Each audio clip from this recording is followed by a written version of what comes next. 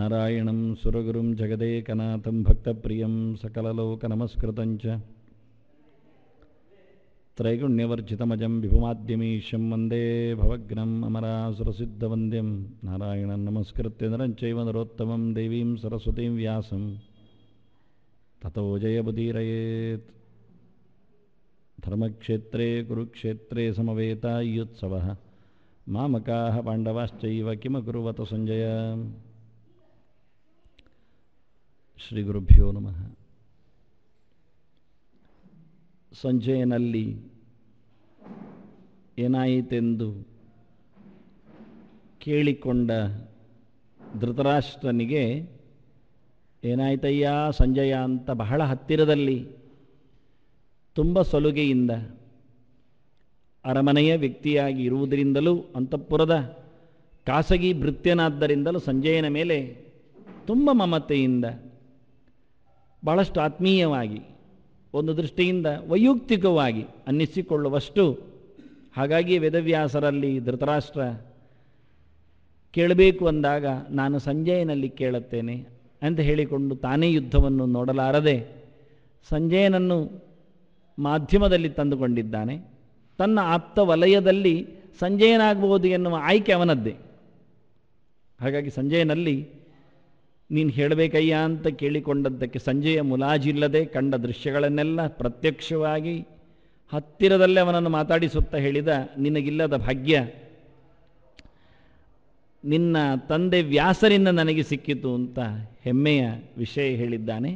ಅದರ ಪ್ರತಿ ಮಾತಿನಲ್ಲಿ ಧೃತರಾಷ್ಟ್ರನನ್ನು ಇಟ್ಟುಕೊಳ್ಳುತ್ತಾನೆ. ಸಂಜಯನ ಎಲ್ಲ ಕೊನೆ ನುಡಿಗಳಲ್ಲಿ ಧೃತರಾಷ್ಟ್ರ ಏಕೀಕೃತನಾಗಿದ್ದಾನೆ. ರಾಜನ್ನು ಕರೀತಾನೆ ನೋಡಿ, ಹೇಳುತ್ತಾನೆ ಮಾತಿನಲ್ಲಿ, ಮುಂದಿನ ಮಾತಿನಲ್ಲಿಯೂ ಹೇಳ್ತಾನೆ ಹಾಗೆ ರಾಜನ್ನಂತ. ರಾಜನ್ ಸಂಸ್ಮೃತ್ಯ ಸಂವಾದ ಮಿಮಮದ್ಭುತಂ ಕೇಶವಾರ್ಜುನಯೋ ಪುಣ್ಯಂ ಋಷ್ಯಾಮಿ ಚ ಮುಹುರ್ಮುಹು. ರಾಜನ್ನಂತ ಕರೆಯುವ ಮೂಲಕ ಇನ್ನೆಷ್ಟು ದಿನ ನೀನು ರಾಜ ಅಂತ ಕೇಳುತ್ತಾನೆ. ರಾಜನ ಲಕ್ಷಣ ಏನು ಕೇಳಿದರೆ ಪ್ರಜೆಗಳನ್ನು ಸಂತೋಷಪಡಿಸುವುದು. ರಂಜನಾತ್ ರಾಜ ಅಂತ, ರಂಜರಾಗೆ ಅಂತ. ಜನನ ಅನುರಾಗವನ್ನು ಪಡೆದು ಜನರ ಖುಷಿಯನ್ನು ಯಾವ ಕಾಲದಲ್ಲಿ ಇಡುವುದು ಅದು ರಾಜನ ಕರ್ತವ್ಯ. ಅದಕ್ಕೋಸ್ಕರ ಅವನ ಪ್ರಯತ್ನ, ಅದಕ್ಕೋಸ್ಕರ ಅವನ ಗದ್ದುಗೆ, ಅದಕ್ಕೋಸ್ಕರ ಅವನ ಪರಾಕ್ರಮ, ವೀರ, ಸೈನ್ಯ, ಬೊಕ್ಕಸ ಎಲ್ಲವೂ. ಆದ್ದರಿಂದ ರಾಮ ಹೇಳುವಾಗ ಹೇಳುತ್ತಾನೆ, ನಾನು ಪ್ರಜೆಗಳಿಗೋಸ್ಕರ ಏನನ್ನೂ ಬಿಡಲು ಸಿದ್ಧ. ಅವ ಹೇಳುವ ವಾಕ್ಯ ಮೊದಲೇ ಹೇಳಿದ್ದಾನೆ ಲಕ್ಷ್ಮಣನ ಹತ್ರ, ನಮೇ ಲಕ್ಷ್ಮಣ ರೋಚತೆ ಅನ್ನೋ ಹಾಗೆ, ನನಗಿಷ್ಟ ಆಗುವುದಿಲ್ಲ ಇವೆಲ್ಲ, ನಾನು ಪ್ರಜರಿಗೋಸ್ಕರ ಏನನ್ನೂ ಬಿಡುತ್ತೇನೆ, ಏನನ್ನು ಬಿಡುತ್ತೇನೆ ಎನ್ನುವಲ್ಲಿ ಸೀತೆಯನ್ನು ಇಟ್ಕೊಳ್ಳುತ್ತಾನೆ. ಹೇಳಿರ್ತಾನೆ, ಜನರಿಗೋಸ್ಕರ ಯಾವುದನ್ನು ಮಾಡಬಲ್ಲೆ, ಇದು ಜನರ ಗದ್ದುಗೆ, ಇದು ಜನರ ಆಯ್ಕೆ. ಬಹಳ ಅದ್ಭುತವಾದಂತಹ ಅವನ ತಂತ್ರ. ಅದನ್ನಿಟ್ಟುಕೊಂಡೇ ರಾಮಾಯಣ ಮೊದಲು ನಡೆದಿದೆ. ರಾಮಾಯಣದ ಚಿಂತನೆ ಗೊತ್ತಿದೆ ಸಂಜಯನಿಗೆ. ಆದ್ದರಿಂದ ಈ ರಾಜನ ಬಗ್ಗೆ ಜೋರು ಮಾಡುತ್ತಾನೆ. ಏನು ರಾಜ ನೀನು? ನಿನ್ನನ್ನೆಲ್ಲಿ ರಾಜ ಮಾಡಿದ್ದಾರೆ? ನೀನು ರಾಜನಾಗಲಿಲ್ಲ. ನೀನಾಗಿಯೇ ರಾಜನು ಅಂತ ಘೋಷಣೆ ಮಾಡಿಕೊಂಡಿದ್ದಾನೆ. ನಿನಗೆ ಯಾರಾದರೂ ಅಭಿಷೇಕ ಮಾಡಿದರೆ? ಹುಟ್ಟುವಾಗ ಕಣ್ಣಿಲ್ಲದವನಾಗಿ ಬಂದಿದ್ದ, ದೊಡ್ಡವನಾಗಿ ಬಂದಿದ್ದರೂ ವೇದವ್ಯಾಸರವನನ್ನು ಬದಿಗಿಟ್ಟರು. ನಿನಗೆ ಆಸನ ಯಾವುದು ಗೊತ್ತಾಗುವುದಿಲ್ಲ, ಮತ್ತು ನಿನಗೆ ಯಾವುದು ದುಡ್ಡು, ಯಾವುದು ಲೋಹದ ತುಂಡಿ ಎನ್ನುವುದು ಅರ್ಥ ಆಗುವುದಿಲ್ಲ ನಿನಗೆ. ನಿನ್ನನ್ನು ಯಾಕೆಯೋ ಸುಮ್ಮನೆ ಅರಸು ಮಾಡುವುದು, ಬದಿಗಿರುವ ಅಂದಿತ್ತು. ಅದನ್ನು ಧೃತರಾಷ್ಟ್ರಸ್ತು ಅಚಕ್ಷುಸ್ತ್ವಾತ್ ರಾಜಾ ಪಾಂಡುರ್ ಬಭುವಹ ಅಂತಾರೆ. ಪಾಂಡು ರಾಜನಾಗಿ ನಿಂತ ಅಂತ. ಪಾಂಡುವಿನಲ್ಲಿಯೂ ದೋಷ ಇತ್ತು, ಒಪ್ಪುವ. ರೋಗದ ಲಕ್ಷಣ ಇತ್ತು, ಸರಿ. ಆದರೆ ಮತ್ತಿರುವುದು ಆಯ್ಕೆ ವಿದುರನಲ್ಲಿ ಮಾತ್ರ. ವಿದುರನನ್ನು ಇವರು ಒಪ್ಪಿಕೊಳ್ಳಿಲ್ಲ. ಅರಸೊತ್ತಿಗೆ ಒಪ್ಪಿಕೊಂಡರೂ ಪ್ರಜೆಗಳಲ್ಲಿನ ವಾದಕ್ಕೆ ಬೆಂಬಲ ಕೊಡ್ತಿದ್ರು. ಅದರಿಂದ ಪಾರಶವತ್ವಾದ್ ವಿದುರಹ ಅಂತ ಹೇಳಿಬಿಟ್ರು. ಅವನು ಹೇಳಬಾರ್ದು ಆ ಶಬ್ದ ಹೇಳಿದ್ದಾರೆ ವ್ಯಾಸರು. ಅವನು ಪಾರಶವ ಅಂದಿದ್ದಾರೆ. ಸ ಪಾರಯನ್ನೇವ ಶವಃ ತಸ್ಮಾತ್ ಪಾರಶವ ಸ್ಮೃತಃ ಅಂತ. ಹುಟ್ಟುವಾಗಲೇ ಒಂದು ಹೆಣದಂತೆ ಅಂತ. ಒಂದು ದೃಷ್ಟಿಯಿಂದ ರಾಜ್ಯದ ದಾಸಿಯಲ್ಲಿ ಬಂದವನಾದ್ದರಿಂದ ಅವನಿಗೆ ಬೆಲೆ ಕಡಿಮೆ ಆಯಿತು ಅಂತ ಹೇಳಿಬಿಟ್ಟ. ಜನ ಅದನ್ನು ನೋಡ್ತಾರೆ ಅಂತ. ಹುಟ್ಟನ್ನು ನೋಡ್ತಾರೆ, ಕುಲವನ್ನು ಇಟ್ಕೊಳ್ಳುತ್ತಾರೆ, ವಂಶವನ್ನು ಮಾತಾಡಿಸ್ತಾರೆ. ಅದರಿಂದ ಹಸ್ತಿನಪುರದ ಗದ್ದಿಗೆಯಲ್ಲಿ ಒಂದು ದಾಸಿಯ ಮಗು ಕೂತಿದ್ದಾನೆ ಅಂತ ಹೇಳುವಂತೆ ಬರಬಾರದು ಎನ್ನುವ ದೃಷ್ಟಿಯಿಂದ ಇಲ್ಲಿ ಉಂಟಲ್ಲ ಆಯ್ಕೆ ಇನ್ನೊಂದು. ನೀನು ಮೇಧಾವಿ ಇರಬಹುದು ವಿದುರ, ಆದರೂ ನೀನು ರಾಜನಾಗದೆ ಯೋಗ್ಯತೆಯಲ್ಲಿ ಮೇಲೆ ಬಂದವ ಪಾಂಡು ಇದ್ದಾನಲ್ಲ ಅವನಾಗಲಿ ಅಂತ ಆಗಲೇ ಸರಿ ಮಾಡಿಬಿಟ್ಟಿದ್ದಾರೆ, ಹೇಳಿಕೊಂಡಿದ್ದಾರೆ. ವಿದುರನೇನು ರಾಜ್ಯಕ್ಕೋಸ್ಕರ ಹಾತೊರೆದವನೂ ಅಲ್ಲ, ಆದರೆ ವಿದುರ ನಿನಗೆ ರಾಜ್ಯದಿಂದ ವಂಚನೆಯೂ ಆಗಲಿಲ್ಲ. ಅವನು ಮಂತ್ರಿ ಸ್ಥಾನವನ್ನು ಅಲಂಕರಿಸಿದ. ಧರ್ಮರಾಜನ ಆಳ್ವಿಕೆಗೂ ಮಂತ್ರಿಯಾಗಿ ಬರಬೇಕು ಅಂದಾಗ ಬರುವುದಿಲ್ಲ ಅಂದ ವಿದುರ. ನಾನು ಯಾಕೆ ಮಂತ್ರಿ ಬೇಕು ಅಂತಾನೆ, ನಿನ್ನ ಮಂತ್ರಣ ಚಿಂತನ ನನಗೆ ಬೇಕು ಅಂತ ಧರ್ಮರಾಜ ಕೇಳಿದರೆ ನೀನೇ ಇದ್ದೀಯಲ್ಲ ಅಂದ. ನೀನೇ ಇದ್ದೀಯಲ್ಲ. ಹೌದು, ಧರ್ಮರಾಜ ಪಾಂಡವರಲ್ಲಿದ್ದಾನೆ, ಧರ್ಮದ ನೆಲೆಗೊಳ್ಳಲು ಸಮರ್ಥನಿದ್ದಾನೆ. ದುರ್ಯೋಧನನ ಪಾಳೆಯದಲ್ಲಿ, ಕೌರವರಲ್ಲಿ, ಧೃತರಾಷ್ಟ್ರನ ಅರಮನೆಯಲ್ಲಿ ಧರ್ಮದ ಪ್ರತೀಕಗಳು ಇರಲಿಲ್ಲ. ದಾಕ್ಷಿಣ್ಯ ಧರ್ಮಗಳೇ ಹೆಚ್ಚಿದ್ದದ್ದು. ಆದ್ದರಿಂದ ವಿದುರ ಬೇಕಾಯಿತು. ವಿದುರನೂ ಯಮನೆ, ಧರ್ಮರಾಜನು ಯಮನೆ. ವಿದುರನಿಗೆ ಯಮನಿಗೆ ವಿದುರನಾಗಿ ಬರಲಿಕ್ಕೆ ಒಂದು ರೀತಿಯ ವಿಚಿತ್ರವಾದ ಒಂದು ಶಾಪ ಇದೆ. ವಾಸ್ತವವೂ ಅಲ್ಲ ಅದು, ಅವನೇನು ಅನ್ಯಾಯ ಮಾಡಿ ಪಡೆದ ಶಾಪ ಅಲ್ಲ ಅದು. ಅವನ ರೀತಿಯಿಂದ ಶಾಪ ಪಡೆದಿದ್ದಾನೆ ಬೇಕು ಅಂತಲೇ. ಇಚ್ಛೆಯ ಶಾಪಮಾಪ ಅಂತಾರೆ ಆಚಾರ್ಯರು. ಬಯಸಿ ಶಾಪ ಪಡೆದದ್ದವನು. ಪ್ರತ್ಯಾವಯನ್ ಋಷಿಯ ಉಗ್ರ ತಪಸ್ಸಿನ ಅಯೋಗ್ಯವಾದಂತಹ ತಪಸ್ಸಿನಿಂದ ಅವನನ್ನು ತಪ್ಪಿಸಲು ಸುಳ್ಳು ಹೇಳಿ ಅವನಿಂದ ಶಾಪ ಪಡೆದಿದ್ದಾನೆ. ಅದರಿಂದ ದೇವ ಕಾರ್ಯವೇ ಆಯಿತು. ಭಗವಂತನ ಊಟ ಅವನ ಮನೆಯಲ್ಲಿ ಆಯಿತು, ತಂಗುದಾಣ ಅವನಾದ. ಹಾಗಾಗಿ ಕೃಷ್ಣನಿಗೆ ತುಂಬ ವಿಶ್ವಾಸಿಯಾಗಿ ನಿಂತ ವಿದುರ. ಹಾಗಿದ್ದರೆ ಯೋಗ್ಯತೆಯಲ್ಲಿ ಮಿಗಿಲಾಗಿ ಧರ್ಮದ ಪ್ರತೀಕನಾಗಿ ಪಾಂಡವರ ಅರಸೊತ್ತಿಗೆಯಲ್ಲಿಯೂ ಮಂತ್ರಿ ಸ್ಥಾನಕ್ಕೆ ಯೋಗ್ಯನಾಗಿದ್ದರೂ ಬೇಡ ಅಂತ ಬಿಟ್ಟೋದವ. ನಾನು ಬರುವುದಿಲ್ಲ ಅಂತ. ದೀರ್ಘಕಾಲದ ರಾಜನೀತಿಯಲ್ಲಿ ಪಳಗಿದವ ವಿದುರ. ಹಾಗಾಗಿ ಅವನಿಗೆ ಅರಮನೆಯಿಂದ ಹೊರಗೆ ಹಾಕಲಿಲ್ಲ. ಜನರು ಯಾವ ರೀತಿಯಿಂದ ಕರೆದರು, ದುರ್ಯೋಧನ ಒಂದು ದಿನವೂ ಅವನನ್ನು ಚಿಕ್ಕಪ್ಪ ಅಂತ ಕರೆದದ್ದಿಲ್ಲ. ದುರ್ಯೋಧನ ಆಗಲಿ ಅವನ ತಮ್ಮಂದಿರಾಗಲಿ ಯಾವ ಕಾಲದಲ್ಲಿಯೂ ಅರಸು ಕುವರನನ್ನಾಗಿ ಅವನನ್ನು ಗುರುತಿಸಲಿಲ್ಲ. ಆದರೆ ಕುಂತಿ ಮಾತ್ರ ಅದ್ಭುತವಾಗಿ ಹೇಳ್ತಾಳೆ. ಕಾಡಿನಿಂದ ಬಂದಾಗ ತಿಳಿಸಿಕೊಟ್ಟ ಮಾತು ಕೇಳುವಾಗ, ಮೊದಲ ಕಾಡಿನಿಂದ, ಕಾಳಗಿಚ್ಚಿನಿಂದ, ಅರಗಿನ ಮನೆಯಿಂದ, ಹಾಗೆಯೇ ಪಾಂಚಾಲನ ನಗರದಿಂದ ದ್ರೌಪದಿಯ ಜತೆಯಲ್ಲಿ ಕುಂತಿ ಬಂದಾಗ ವಿದುರನನ್ನು ಹೇಳ್ತಾನೆ, ವೈಚಿತ್ರವೀರ್ಯ ತೇ ಪುತ್ರಾಹ ತ್ವಯೈವ ಪರಿರಕ್ಷಿತಾಹ ಅಂತಾಳೆ. ವಿಚಿತ್ರವೀರ್ಯನ ಸಂತಾನನಾಗಿ ಬಂದವನೇ ಅಂತ ಕರೀತಾನೆ. ವಿಚಿತ್ರವೀರ್ಯ ಯಾವತ್ತೂ ಸತ್ತಿದ್ದ. ವಿಚಿತ್ರವೀರ್ಯನ ಇಬ್ಬರು ಮಡದಿಯರು ಅಂಬಿಕೆ ಅಂಬಾಲಿಕೆ, ಅವರಲ್ಲಿಯೂ ಬಂದವನಲ್ಲ. ಅಂಬಿಕೆಯ ದಾಸಿಯಲ್ಲಿ ಹುಟ್ಟಿದವ ವಿದುರ. ಆದರೂ ಅರಮನೆಯಲ್ಲಿ ಲೆಕ್ಕೆಯನ್ನು ಕೇಳಿದರೆ ಅದು ಗೊತ್ತಿಲ್ಲ, ದಾಸಿಯೋ ಇನ್ನೊಬ್ಬಳೋ ಹುಟ್ಟಿದ್ದು ಎತ್ತದ್ದು ಅಂತ. ಅಂಬಿಕೆಯಿಂದ ಆದತ್ತು ಇಷ್ಟೇ. ಅಂಬಿಕೆಯನ್ನು ಹೇಳಿದ್ದಾಳೆ ಸತ್ಯವತಿ ನೀನು ಹೋಗು ಅಂತ. ಅವಳು ಯಾರನ್ನು ದುರುಸಿನಲ್ಲಿ ಕಳಿಸಿದ್ದಾಳೋ ಗೊತ್ತಿಲ್ಲ. ಹೇಳಿದರೂ ನಾವು ಕೇಳುವುದಿಲ್ಲ. ನಮಗೆ ಲೆಕ್ಕಾಚಾರ ಸತ್ಯವತಿಯಂತೆ ಮಹಾರಾಣಿ ಆಜ್ಞೆಯಂತೆ ಅಂಬಿಕೆ ಹೋದತ್ತು. ವೇದವ್ಯಾಸರು ಹೇಳ್ತಾರೆ ಅಂಬಿಕೆ ಬಂದದ್ದಲ್ಲ. ಆದರೆ ಅಂಬಿಕೆಯಿಂದ ಮಗುವಾಗಬೇಕು ಅಂತ ಕೇಳಿದ್ದು ನಾವು. ಮಗದೊಮ್ಮೆ ಸಿಗಲಿಲ್ಲ, ಮುಗಿಯಿತು. ಸಿಕ್ಕಿದ್ದು ಯಾರಿಂದ ಆದರೂ ನಮಗೆ ಅಂಬಿಕೆಯಿಂದ ಬಂದದ್ದು ಅಂತ ಅರ್ಥ ಅಂತ. ಹೀಗೆ ಪರಂಪರಾಶ್ರಯವಾಗಿ ವಿದುರನನ್ನು ವೈಚಿತ್ರವೀರ್ಯ ಅಂತ ಕರೀತಾನೆ. ವಿಚಿತ್ರವೀರ್ಯನ ಮಗ ಅಂತ. ಇದು ಕುಂತಿಯೊಬ್ಬಳೆ ಕರೆದದ್ದು ಗಟ್ಟಿಯಾಗಿ. ವೇದವ್ಯಾಸರವಳು ಬಾಯಿಂದ ಕರೆಸಿದ್ದಾರೆ, ದಾಖಲೆಯಾಗಿದೆ ಮಹಾಭಾರತದಲ್ಲಿ. ಹಾಗಾಗಿ ಉಳಿದವರನ್ನು ಅವಳು ಯಾವತ್ತೂ ಸಹ ದಾಸಿಯ ಮಗನಂತೆ ಕರೆದಿದ್ದಾರೆ, ಕ್ಷತ್ತ ಅಂತ ಕರೆದಿದ್ದಾರೆ. ಮಂತ್ರಿ ಅಂತ ಕರೀಲಿಕ್ಕೂ ನಾಚಿಕೆ ಪಟ್ಟುಕೊಂಡಿದ್ದಾರೆ.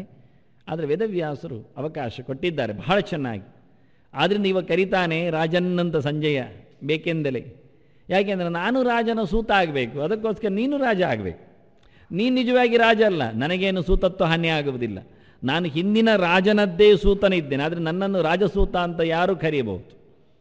ನಾನು ಹಿಂದೆಯೂ ರಾಜವಂಶದಲ್ಲಿ ಸೂತನೆ. ನೀನು ಮಾತ್ರ ನಡುವೆ ರಾಜನಾಗಿ ನೀನೇ ಕುಳಿತುಕೊಂಡದ್ದು. ಪಾಂಡು ಸತ್ತ ಸುದ್ದಿ ಕೇಳಿ ಇನ್ನು ಪಾಂಡು ಬರುವುದಿಲ್ಲ ಅಂತ ತಿಳಿದು ಅಷ್ಟರವರೆಗೆ ಅರಮನೆಯಿಂದ ಪಾಂಡುವಿನ ಬದುಕಿಗೆ ಸಂಪತ್ತು ಹೋಗ್ತಿತ್ತು. ಯಾವತ್ತವನು ಕಿನ್ನಮನಿಷಿಯಿಂದ ಶಾಪಗ್ರಸ್ತನಾದ್ನೋ ಆವತ್ತಿನಿಂದ ಪಾಂಡು ಅರಮನೆಯ ಜನರನ್ನು ಸೇವಕರನ್ನು ಹಿಂದೆ ಕಳುಹಿಸಿದ. ಸಂಪತ್ತನ್ನು ಬರುವುದು ಬೇಡ ಅಂದ. ಇನ್ನು ನಾನು ಸನ್ಯಾಸಾಶ್ರಮದಲ್ಲಿದ್ದೇನೆ ಅಂತ ಹೇಳಿಕೊಂಡ. ಮಡದಿಯರನ್ನು ಬಿಡದೆ ನೀವೆಲ್ಲ ಬೇಡ ಅಂದ. ಅರಸೊತ್ತಿಗೆ ಬೇಡ, ಅರಸು ಮರ್ಯಾದೆ ಬೇಡ, ಅರಸು ಭೋಗಗಳು ಬೇಡ, ನನಗೆ ಹೋಗಿಬಿಡಿ ಅಂದ. ಹಾಗೆ ಆವತ್ತಿನಿಂದ ಪಾಂಡು ತಾನು ಇದ್ದಲ್ಲಿಂದಲೇ ಅರಸು ಭೋಗವನ್ನು ಕೈಬಿಟ್ಟಿದ್ದಷ್ಟೇ. ಇನ್ನು ಬರುವುದಿಲ್ಲ ಅಂತ ತಿಳಿಯಿತು. ಮೊದಲೇ ಆರಾಮವಾಗಿದ್ದ ಧೃತರಾಷ್ಟ್ರ ಇನ್ನು ಗಟ್ಟಿಯಾದ. ಪಾಂಡು ಸತ್ತ ಸುದ್ದಿ ಕೇಳಿ ಪೂರ ಗಟ್ಟಿ ಕೂತ ಅಷ್ಟೆ. ಹೀಗಾಗಿ ತಮಾಷೆ ಮಾಡ್ತಾನೆ, ನಿನಗಿಲ್ಲದ ರಾಜ್ಯ ನಿನ್ನ ಮಕ್ಕಳಿಗೆ ಎಲ್ಲಿಂದ ಬರಬೇಕು? ನೀನು ಕೇಳಿದ್ದೇನು ನಮ್ಮ ಮಕ್ಕಳು ಮತ್ತೆ ಪಾಂಡವರು ಕೂತು ಏನು ಮಾಡಿದ್ರು ಅಂತ, ನಿನಗೇನು ಹೇಳಲಿಕ್ಕೆ ಉಂಟು ಅಂತಾನೆ. ನಿನ್ನ ಮಕ್ಕಳು ರಾಜ್ಯದ ಮಕ್ಕಳು ಅಂತ ಹೇಳಲಿಕ್ಕೆ ಏನು ಯೋಗ್ಯತೆ ಇದೆ? ಅದರಿಂದ ತಮಾಷೆ ಮಾಡುವ ಹಾಗೆ ಕಾಕುಸ್ವರದಲ್ಲಿ ವ್ಯಂಗ್ಯದಲ್ಲಿ ರಾಜನ್ನಂತ ಕರೀತಾ ಹೇಳ್ತಾನೆ, ನನಗೆ ಆ ಸಂವಾದವೇ ನೆನಪಾಗುತ್ತೆ ಅಂತಾನೆ. ಸಂಸ್ಮೃತ್ಯ ಸಂವಾದಮಿಮಂ ಅದ್ಭುತಂ. ತುಂಬ ಮನಸ್ಸಿಗೆ ಮುದು ಕೊಟ್ಟ, ಮನಸ್ಸು ಪೂರ್ತಿ ನನ್ನನ್ನು ಆವರಿಸಿದ, ಅದಕ್ಕೆ ಸಂಸ್ಮರಣಂ ಅಂದರು. ಸಂಸ್ಮರಣಂ ಅಂದರೆ ಸ್ಮರಣೆ ಅಲ್ಲ, ಯಾವುದು ಧ್ಯಾನಕ್ಕೆ ಹೋಗ್ತದೋ ಅದು ಸಂಸ್ಮರಣೆ ಅಂತ ಅರ್ಥ. ಇದನ್ನು ಅನೇಕ ವಾಕ್ಯಗಳಲ್ಲಿ ಆಚಾರ್ಯರು ತೋರಿಸಿಕೊಟ್ಟಿದ್ದಾರೆ. ಸಂಸ್ಮರಣೆ ಪ್ರಾಯಶ್ಚಿತ್ತಂತೂ ಸರ್ವೇಷಾಂ ಹರಿಸಂಸ್ಮರಣಂ ಪರಂ ಅಂತ. ಎಲ್ಲಕ್ಕೂ ಪ್ರಾಯಶ್ಚಿತ್ತ ಯಾವುದು ಕೇಳಿದರೆ ದೇವರ ಸ್ಮರಣೆ ಅಲ್ಲ, ದೇವರ ಸಂಸ್ಮರಣೆ ಅಂತ. ಸಂಸ್ಮರಣೆ ಅಂದರೆ ಧ್ಯಾನ ಅಂತ ಅರ್ಥ. ಸ್ಮರಣೆಗಿಂತ ಆಚಿನದ್ದು ಪರಿಪೂರ್ಣವಾದ, ನಿರಂತರವಾದ, ನಿಲ್ಲದ, ಶಾಸ್ತ್ರೀಯವಾದ, ಕ್ರಮಬದ್ಧವಾದ ಭಗವಂತನ ಚಿಂತನೆ, ಅದು ಧ್ಯಾನ. ಅದನ್ನು ಸಂಸ್ಮರಣೆ ಮಾಡುವುದು ಅಂದರೆ ಧ್ಯಾನಕ್ಕೆ. ಇವನು ಹೇಳುತ್ತಾನೆ, ನನಗೆ ಅದನ್ನು ನೆನೆದಾಗೆ ಇಲ್ಲ, ಗಾಢವಾಗಿ ಅದು ನನ್ನ ನೆನಪಿಗೆ ಬಿದ್ದಾಗೆಲ್ಲ, ನಾನು ಎಚ್ಚರ ತಪ್ಪಿ ಅದರೆಡೆಗೆ ಸಾಗಿದಾಗೆಲ್ಲ ಅದನ್ನು ಮತ್ತೆ ಮತ್ತೆ ನಾನು ಬಲಾತ್ಕಾರವಾಗಿ, ಧ್ಯಾನ ಬಲಾತ್ಕಾರವಾಗಿ ಆಗಬೇಕು. ಸಮಾಧಿ ಅಪ್ರಯತ್ನೇನ ಅಂತ, ಏನು ಮಾಡದೇ ಇದ್ದು ಸಮಾಧಿ ಸ್ಥಿತಿಗೆ ಹೋಗ್ಬೋದು ಅಭ್ಯಾಸ ಆದಾಗ. ಧ್ಯಾನಕ್ಕೆ ಪ್ರಯತ್ನ ಮಾಡಬೇಕು. ಧ್ಯಾನ ಮೊದಲ ಹಂತ, ಸಮಾಧಿ ಉತ್ತರದ ಹಂತ. ಅದು ಆದರೆ ನೀವು ಸಂಸ್ಮೃತ್ಯ ಅಂತಾರೆ. ನಾನು ಅದನ್ನು ಬಲಾತ್ಕಾರದಿಂದ ನೆನಪಿಸಿಕೊಳ್ಳುವುದು. ನೆನಪಾದಾಗೆಲ್ಲ ನಾನು ಅದನ್ನು ಧ್ಯಾನದ ಹತ್ತಿರಕ್ಕೆ ಹೋಗಿಬಿಡುತ್ತೇನೆ. ಅದು ನನ್ನನ್ನು ಎಳ್ಕೊಂಡು ಹೋಗ್ತದೆ, ಖುಷಿಯಾಗ್ತದೆ ಅಂತ. ಆದ್ದರಿಂದ ನಾನು ಇದನ್ನು ನೆನೀತಾ ಅಂದಾಗ ಒಮ್ಮೆ ಧ್ಯಾನ ಮಾಡುವುದಲ್ಲ, ಅದು ಮರೆತೋಗುತ್ತೆ, ನಿಂತು ಬಿಡುತ್ತೆ. ಇನ್ನೊಂದು ವಿಷಯಕ್ಕೆ ಬರ್ತೇವೆ, ಮತ್ತೆ ಪುನಃ ಅದನ್ನು ಎಳೆದು ಇನ್ನೊಮ್ಮೆ ನೆನಪು ಮಾಡಿಕೊಳ್ಳಬೇಕು. ಅದನ್ನು ಮತ್ತೆ ಮತ್ತೆ ನೆನಪು ಮಾಡಿಕೊಳ್ಳುತ್ತೇನೆ ಅಂತ. ಪ್ರಾಯಶ್ಚಿತ್ತಕ್ಕೆ ಕಾರಣ ಭಗವಂತನ ನಿರಂತರ ನೆನಪು, ಗಾಢವಾದ ನೆನಪು, ಧ್ಯಾನದ ಚಿಂತನೆಯಲ್ಲಿ ಅದನ್ನಾಗಬೇಕು. ಅದಕ್ಕೆ ಸಂಸ್ಮರಣಂ ಅಂದರು. ಕೇವಲ ಸುಮ್ಮನೆ ದೇವರ ನಾಮೋಚ್ಚಾರಣೆ ಪ್ರಾಯಶ್ಚಿತ್ತ ಆಗುವುದಿಲ್ಲ. ಕೇವಲ ಉಚ್ಚಾರಣೆ ಮಾಡಿಬಿಡುವುದು ಎಲ್ಲ ಪ್ರಾಯಶ್ಚಿತ್ತ ಆಯಿತು ಇಲ್ಲ ಅಂತ. ಶಬ್ದೋಚ್ಚಾರಣೆಯಿಂದ ಏನು ನಡೆಯುವುದಿಲ್ಲ ವಾಸ್ತವವಾಗಿ. ಹೇಳಲಿಕ್ಕೆ ಸುಲಭ. ಅಗ್ನಿಯನ್ನು ಮುಟ್ಟಿದಾಗ ಅದು ಸುಡುವುದೇ ಸುಡುತ್ತದೆ, ಅದರ ಧರ್ಮವನ್ನು ಮಾಡಿಯೇ ಮಾಡ್ತದೆ. ಭಗವಂತನ ನಾಮೋಚ್ಚಾರಣೆಯು ಹಾಗೆ. ಭಗವಂತನ ನಾಮ ಅಂದಾಗ ಅದು ಖಂಡಿತವಾಗಿ ನಮಗೆ ಬೆಲೆಯನ್ನು ಕೊಡ್ತದೆ ಅಂತ. ಆದರೆ ವಸ್ತು ಎರಡು ರೀತಿಯಲ್ಲಿದೆ, ಒಂದು ವ್ಯಕ್ತವಾಗಿ, ಇನ್ನೊಂದು ಅವ್ಯಕ್ತವಾಗಿ. ನಾವೆಲ್ಲ ಮಾತಾಡುವುದು, ದೃಷ್ಟಾಂತ ಕೊಡುವುದು ವ್ಯಕ್ತ ಪ್ರಪಂಚದಲ್ಲಿ ಮಾತ್ರ. ಅದನ್ನು ಅಗ್ನಿಯನ್ನು ಎನ್ನುವುದು ಒಂದು ವ್ಯಕ್ತವಾದ ವಸ್ತು, ಅದನ್ನು ಮುಟ್ಟುವುದು ಎನ್ನುವುದೊಂದು ವ್ಯಕ್ತವಾದಂತಹ ಕ್ರಿಯೆ. ಇದರಿಂದ ನಮಗೆ ದಾಹ ಎನ್ನುವುದು ವ್ಯಕ್ತವಾಗಿ ಆಗ್ತದೆ. ಶಬ್ದ ಎನ್ನುವುದು ಅವ್ಯಕ್ತವಾದದ್ದು, ಅಮೂರ್ತವಾದದ್ದು. ಅದರ ಉಚ್ಚಾರಣೆಯು ಅದು ಅಮೂರ್ತವಾಗಿರುತ್ತದೆ. ಹಾಗಾಗಿ ಇದರಿಂದಾಗಿ ನಮಗೆ ಪುಣ್ಯ ಬರ್ತದೆ, ಈಗೇನೂ ಆಗುವುದಿಲ್ಲ, ವ್ಯಕ್ತವಾದ ಫಲ ಇಲ್ಲ, ದೃಷ್ಟವಾದ ಫಲ ಸಿಗುವುದಿಲ್ಲ. ಅವ್ಯಕ್ತವಾದದ್ದನ್ನು ಒಪ್ಪಿಕೊಳ್ಳುವುದು ಕಷ್ಟ ಅಂತ. ಅವ್ಯಕ್ತವಾದಂತಹ ನಾಮೋಚ್ಚಾರಣೆ ಅವ್ಯಕ್ತವಾಗಿ ನಡೆದಾಗ ಅವ್ಯಕ್ತವಾದ ಒಂದು ಫಲವನ್ನು, ಪುಣ್ಯವನ್ನು, ಪಾಪದ ಹಾನಿಯನ್ನು ಮಾಡ್ತದೆ ಎನ್ನುವುದನ್ನು ಹೇಳುವುದು ಹೇಗೆ ಅಂತ. ವ್ಯಕ್ತ ವಸ್ತುವಿನ ಕಥೆಯೇ ಬೇರೆ, ಅವ್ಯಕ್ತ ವಸ್ತುವಿನ ಕಥೆಯೇ ಬೇರೆ. ದೃಷ್ಟ ಅಂತ ಉಭಯ ಸಾಮ್ಯ ಆಗುವುದೇ ಇಲ್ಲ. ಯಾವ ಗೊತ್ತಿದ್ದು ಗೊತ್ತಿಲ್ಲೇ ಇದ್ದೆಯೋ ಬೆಂಕಿಯನ್ನು ಮುಟ್ಟಿದಾಗ ಕೈ ಸುಡುವುದಂತೆ ಭಗವಂತನ ಹೆಸರನ್ನು ಗೊತ್ತಿದ್ದೆಯೋ ಗೊತ್ತಿಲ್ಲದೇವೆ ಹೇಳಿದಾಗ ಪುಣ್ಯ ಬರ್ತದೆ, ಪಾಪ ನಿವೃತ್ತಿ ಆಗ್ತದೆ ಹೇಳಿಕೊಂಡು ಬಿಡ್ತಾರೆ. ಹಾಗಿದ್ದರೆ ದೇವರ ನಾಮ ಯಾವುದು ಅಲ್ಲ ಹೇಳಿ? ಅಂದರೆ ಯಾವತ್ತೂ ನಮಗೆ ಪುಣ್ಯ ಬರ್ತಾ ಇರಬೇಕು. ಎಂತ ಹೇಳಿದರು? ಸರ್ವೇ ಘೋಷಾ ಸರ್ವೇ ವೇದಾ ಸರ್ವಾರಚಃ ಏಕೈವ ವ್ಯಾಹರತಿ ಪ್ರಾಣರಚ ಇತ್ಯೇವ ವಿದ್ಯಾತ್ ಅಂತ. ಅದು ಒಬ್ಬನನ್ನೇ ಹೇಳಿದೆ. ಏಕೈವ ವ್ಯಾಹರತಿ, ವ್ಯಾಹರಣಂ. ಈ ಎಲ್ಲ ಶಬ್ದಗಳ, ಎಲ್ಲ ಧ್ವನಿಗಳ, ಎಲ್ಲ ಭಾಷೆ, ಅಂದರೆ ಶಬ್ದ ಅಂದರೆ ಧ್ವನಿ ಅಂದರೆ ಅಷ್ಟೇ. ಯಾವ ಭಾಷೆಯಲ್ಲಿ ಮಾಡಿದರೂ ಒಂದೇ ಶಬ್ದ ಆಗುತ್ತೆ, ಅದು ಅಷ್ಟೇ. ಯಾವ ಬಗೆಯಿಂದ ಅಕ್ಷರಗಳ ಜೋಡಣೆಗಳು ಹೊರಗೆ ಬಂದರೂ ಅದು ದೇವರ ನಾಮವೇ. ದೇವರ ಹೆಸರು ಅಲ್ಲದ, ದೇವರನ್ನು ಹೇಳದ ಶಬ್ದ ಪ್ರಪಂಚವೇ ಇಲ್ಲ. ಪ್ರಪಂಚದಲ್ಲಿ ಶಬ್ದವೇ ಇಲ್ಲ. ಏನು ಮಾಡಬೇಕು? ಅದನ್ನು ನಾವೆಲ್ಲ ಹೇಳುವುದು. ಏನೇ ಬೈಯಿರಿ, ಯಾರನ್ನೋ ಕರೆಯಿರಿ, ಎಂಥದೇ ನಡೆಸಿರಿ, ಯಾವುದೇ ವಾಗ್ವ್ಯವಹಾರವನ್ನು ನೀವು ಮಾಡಿ, ಅದು ದೇವರ ನಾಮವೇ. ವ್ಯವಹಾರದಲ್ಲಿ ಎರಡೂ ಅರ್ಥ ಆಗುತ್ತೆ. ಈ ಕೆಲಸವಾಯಿತು, ಆ ಕೆಲಸವಾಯಿತು. ಇದು ಆಗದಿದ್ದರೂ ಪರವಾಗಿಲ್ಲ, ಆ ಕೆಲಸ ಅಂತ ಆಯಿತು, ದೇವರನ್ನು ಹೇಳುವುದಂತಾಯಿತು, ಪುಣ್ಯ ಬರ್ತಾನೇ ಇರಲಿ ಅಂತ ಹೇಳಿಕೊಂಡು ನಾವು ಆಪಾದನೆ ಮಾಡಲಿಕ್ಕಾಗತ್ತೆ. ಅದನ್ನು ಆಗುವುದಿಲ್ಲ ಅಂತ, ಸಾಧ್ಯ ಇಲ್ಲ ಅಂತಾರೆ. ಆದ್ದರಿಂದ ದೇವರ ನಾಮ ಉಚ್ಚಾರಣೆಯು ಗೊತ್ತಿದ್ದು ಗೊತ್ತಿಲ್ಲದೋ ಪುಣ್ಯವನ್ನು ಕೊಡ್ತದೆ ಹೇಳುವುದು ತಪ್ಪು. ಅಭಕ್ತಿಯೋದಾಹೃತನ್ನೈವ ಫಲದತ್ರ ಭವಿಷ್ಯತಿ ಅಂತ ಪುರಾಣಕಾರರೇ ಶಾಸ್ತ್ರೀಯ ಕರ್ಮಾಚರಣೆಯಲ್ಲಿ ಭಕ್ತಿ ಇಲ್ಲದೆ ಹೇಳಿದಾಗ ಬರುವುದಿಲ್ಲ, ಭಕ್ತನಲ್ಲದವನು ಹೇಳಿದಾಗಲೂ ಸಿಗುವುದಿಲ್ಲ, ಎರಡು ಹೇಳ್ತಾರೆ. ನಮಗೆ ಗೊತ್ತಿದ್ದು ತಮಾಷೆ ಮಾಡಲಿಕ್ಕೋಸ್ಕರ ದೇವರ ನಾಮ ಹೇಳಿದ್ದಾನೆ, ಆದ್ದರಿಂದ ಅವನಿಗೆ ಲಾಭ ಆಯಿತು, ಪುಣ್ಯ ಬಂತು, ಇಲ್ಲ, ಹಾಗೆ ಬರುವುದೇ ಇಲ್ಲ. ಅವನು ತಮಾಷೆಗೆ, ನಿಂದೆಗೆ, ಅನ್ಯಾಯಕ್ಕೆ ದೇವರ ನಾಮವನ್ನು ಬಳಸಿದರೆ ಶಿಶುಪಾಲನಂತವರು ಇಟ್ಟುಕೊಳ್ಳುವ, ಅಥವಾ ಜರಾಸಂಧನ ಬಳಸಿದರೆ, ಅಥವಾ ಕಂಸನೇ ಹೇಳಿಕೊಂಡರು, ಕೃಷ್ಣ ಕೃಷ್ಣ ಹೇಳ್ತಾ ಇರ್ತಾನೆ ಅವನು ಎಚ್ಚರದಲ್ಲಿಯೂ ಸ್ವಪ್ನದಲ್ಲಿಯೂ. ಏನಾಯಿತು ಕೇಳಿದರೆ ಏನು ಲಾಭ ಆಗುವುದಿಲ್ಲ ಅಂತಾರೆ, ಪ್ರಯೋಜನ ಇಲ್ಲ. ಅವನು ದ್ವೇಷದಿಂದ ನಾಮೋಚ್ಚಾರಣೆ ಮಾಡುವುದರಿಂದ ಯಾವುದೇ ಲಾಭ ಬರಲಿಲ್ಲ.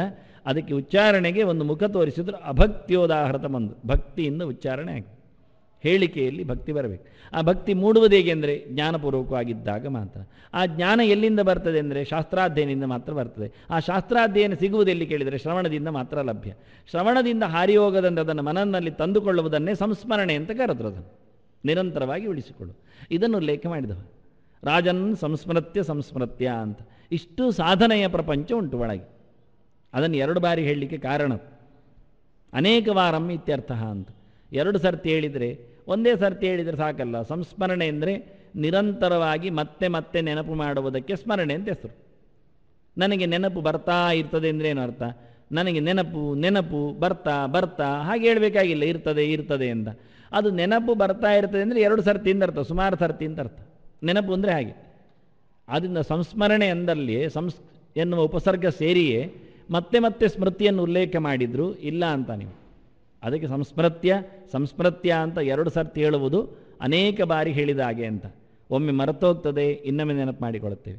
ನೆನಪು ಮಾತ್ರ ಮಾಡುವುದಲ್ಲ, ಅದನ್ನು ಗಾಢವಾಗಿ ತರ್ತೇವೆ. ಅದಕ್ಕೆ ತರಲಿಕ್ಕೆ ಅದರ ಬೆನ್ನ ಹಿಂದೆ ದೃಢವಾಗಿರತಕ್ಕ ಮನನ ಬೇಕು. ಅದನ್ನ ನಾನು ಶ್ರವಣ ಮಾಡಿದ್ದನ್ನು ಮನನ ಮಾಡಿದ್ದೇನೆ, ಮನನ ಮಾಡಿದ್ದನ್ನು ನಾನು ಧ್ಯಾನದಲ್ಲಿ ಕಾಣುತ್ತೇನೆ ಅಂತಾನೆ. ಅಲ್ಲಿವರೆಗೆ ಹೋಗ್ತಾನೆ. ಆದ್ದರಿಂದ ಕೇಶವಾರ್ಜುನಯೋ ಅಂತ ಅರ್ಜುನ ಶಬ್ದವನ್ನು ತಂದದ್ದೀಗ.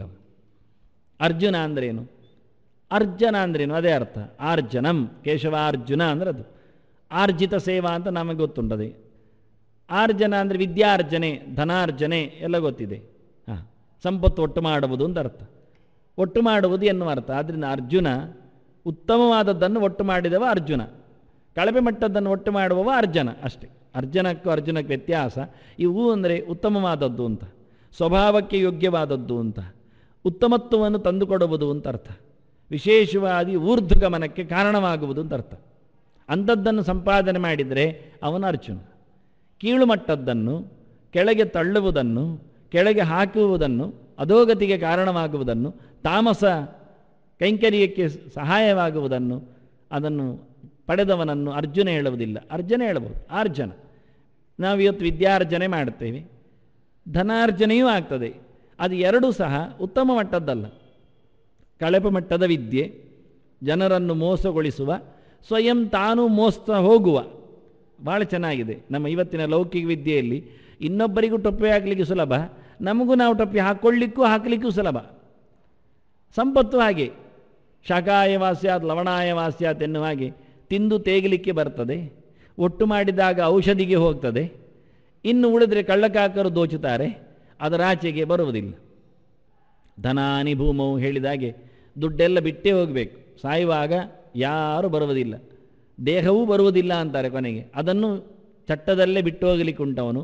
ಎಷ್ಟು ಪ್ರೀತಿಸಿದ, ಬಹಳ ಚೆನ್ನಾಗಿ ಒಂದು ಅರ್ಧ ಸೆಂಟಿಮೀಟರ್ ಮೇಲೆ ಬಂದರೂ ಮೀಸೆಯನ್ನು ಕತ್ತರಿಸಬೇಕಾಗತ್ತೆ. ಅವನು ದಿನ ಹುಡುಕಿ ನೋಡುತ್ತಾನೆ, ಎಲ್ಲಿ ಉಂಟು, ಬೇರೆ ಉಂಟು. ಇಷ್ಟು ಚೆನ್ನಾಗಿ ಅಂದರೆ ಒಂದು ರೋಮವು, ನಾನು ಇನ್ನು ಹೇಳಿದ ಒಂದೊಂದು ರೋಮದ ಉದ್ದ ಅಗಲಗಳಲ್ಲಿಯೂ ಬಹಳಷ್ಟು ಕಾಳಜಿ ವಹಿಸುವ ವ್ಯಕ್ತಿ ಇವ. ಎಲ್ಲಿದ್ದಾನೆ ಆ ದೇಹ ಕೇಳಿದರೆ, ಇಲ್ಲ ಅಯ್ಯ ಬಿಟ್ಟು ಹೋಗಬೇಕಂತ. ಒಂದು ಕೂದಲು ಎದುರು ಬಂದರೂ ಆಚೆ ಹಾಕ್ತಾ ಇರ್ತಾರೆ, ಹಿಂದೆ ಮಾಡ್ತಾ ಇರ್ತಾರೆ. ಅದಕ್ಕೋಸ್ಕರ ಒಳಗೆ ತಮ್ಮ ಚೀಲದಲ್ಲಿ ಕನ್ನಡಿ, ಆನಂತರ ಬಾಚಣಿಗೆ ಮತ್ತು ಅದಕ್ಕೆ ಬೇಕಾದ್ದೆಲ್ಲ ಇಟ್ಕೊಳ್ತಾರೆ. ಉಪಯೋಗ ಏನು ಕೇಳುತ್ತಾರೆ? ಏನಿಲ್ಲ ಅಂದಾನೆ. ಬೆಂಕಿಗೆ ಬಹಳ ಖುಷಿಯಾಗತ್ತೆ ಆ ಪಾಲಕಿಯಲ್ಲಿಟ್ಟಾಗ. ಅದನ್ನು ಚಟ್ಟವನ್ನು ಪಾಲಕಿ ಅಂತ ಕರೀತಾರೆ. ಸಂಸ್ಕೃತಗಳಲ್ಲಿ ಅಂದಾಗ ಇಟ್ಟಾಗ ಅದು ಖುಷಿಯಾಗುತ್ತೆ, ಬೆಂಕಿ ಬೇಗ ಹಿಡ್ಕೊಳ್ಳುತ್ತೆ ಕೇಶರಾಶಿಗೆಲ್ಲ, ಅದಕ್ಕೆ ಅದು ಹುಲ್ಲಿದ್ದಾಗೆ ಕಾಣುತ್ತೆ. ಪ್ರಯೋಜನ ಏನು ಕೇಳುತ್ತೆ? ನಾವು ಒಂದು ಕೂದಲಿನ ಬಗ್ಗೆ ಇಷ್ಟು ಗಮನ ಕೊಡುತ್ತೇವೆ, ಆನಂತರ ಬಿಡುವಾಗ ಎಲ್ಲಿದೆ ಕೇಳ್ತಾನೆ, ಇಡೀ ದೇಹವನ್ನೇ ಮಾತಾಡಿಸದಂತೆ ಹೋಗಬೇಕಲ್ಲ ಅಂತ. ಅದಕ್ಕೋಸ್ಕರ 3 ವಿಧಾನವನ್ನು ಹೇಳಿದ, ಶ್ರವಣ ಮನನ ಧ್ಯಾನ. ಇದು ಅರ್ಜನೆಯಲ್ಲಿ ಬರಬೇಕು.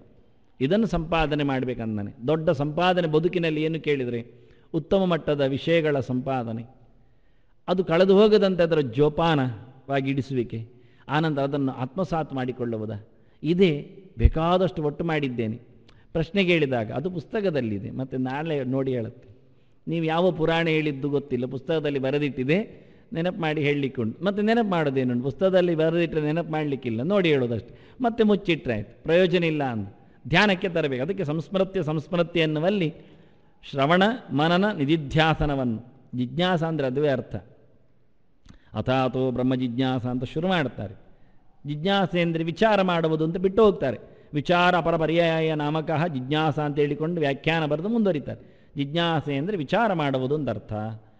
ವಿಚಾರ ಅಂದರೆ ಶಾಸ್ತ್ರದಲ್ಲಿ ಯಾವ ರೀತಿಯಲ್ಲಿ ಬಂದಿದೆ ಅಂತ, ಇತರ ಮತೀಯರಾಗಲಿ ಇತರ ಶಾಸ್ತ್ರಗಳಲ್ಲಿ ಆಗಲಿ ಯಾವ ರೀತಿಯಲ್ಲಿ ಚರ್ಚೆ ಆಗಿದೆ ಅಂತ ನಾವು ತರುವುದು ಅಂತ. ಅದರ ಆಕ್ಷೇಪ ಹೇಗಿರ್ತದೆ, ಪೂರ್ವಪಕ್ಷ ಹೇಗಿರ್ತದೆ, ಸಿದ್ಧಾಂತ ಹೇಗೆ ಮಾಡಬೇಕು, ಅದಕ್ಕೆ ಪ್ರಮಾಣಗಳ ಬೆಂಬಲ ಹೇಗಿದೆ, ಅದನ್ನು ಯಾವ ರೀತಿಯಿಂದ ತರ್ಕದಲ್ಲಿ ನಿಲ್ಲಿಸಬಹುದು, ಸಾಧಿಸಬಹುದು ಅಂತ ಅಲ್ಲ ಅಂತಾರೆ. ಜಿಜ್ಞಾಸ ಶಬ್ದಕ್ಕೆ ಅದು ಹೌದು ಅರ್ಥ, ಅಷ್ಟೇ ಅಲ್ಲ.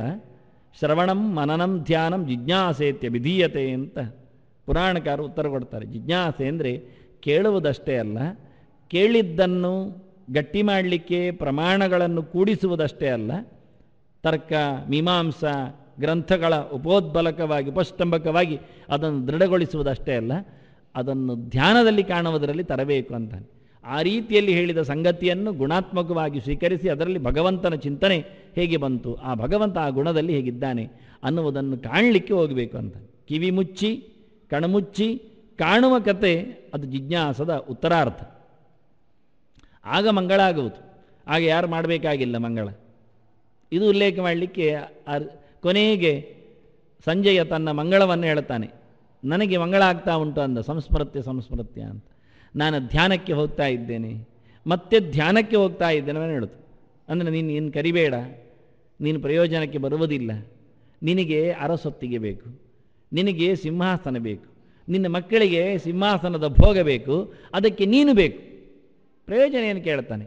ನಾನು ಭಗವಂತನ ದಿವ್ಯವಾಗಿರತಕ್ಕ ಅದ್ಭುತವಾದ ಮನಸ್ಸಿನಲ್ಲಿ ಪೂರ್ತಿ ಆವರಿಸಿದ ಚಿಂತನೆಯನ್ನು ಯೋಚನೆ ಮಾಡುತ್ತಾ, ಅದನ್ನು ಮತ್ತೆ ಮೆಲುಕು ಹಾಕ್ತಾ, ಅದನ್ನು ಮತ್ತೆ ಪ್ರತ್ಯಕ್ಷವಾಗಿ ನೋಡಿಕೊಳ್ಳುತ್ತಾ ನಾನು ಮೈಮರೆತಿದ್ದೇನೆ, ನನ್ನನ್ನು ಮಾತಾಡಿಸಬೇಡಯ್ಯ ಅಂತ ವ್ಯಾಖ್ಯಾನಕಾರ ಹಾಗೂ ಮುಟ್ಟಿದ್ದಾರೆ. ಅದನ್ನು ಮುಂದೇನಾಯಿತು ಅಂತ ಧೃತರಾಷ್ಟ್ರ ಕಾತರದಿಂದ ಕೇಳುವಾಗ ಸಂಜೆಯ ನಿಲ್ಲಿಸ್ತಾನೆ ಅಂತ, ಸ್ವಲ್ಪ ಕ್ಷಣ ಬಿಡು, ನನ್ನನ್ನು ಯೋಚನೆ ಮಾಡುತ್ತೇನೆ ಅಂತ.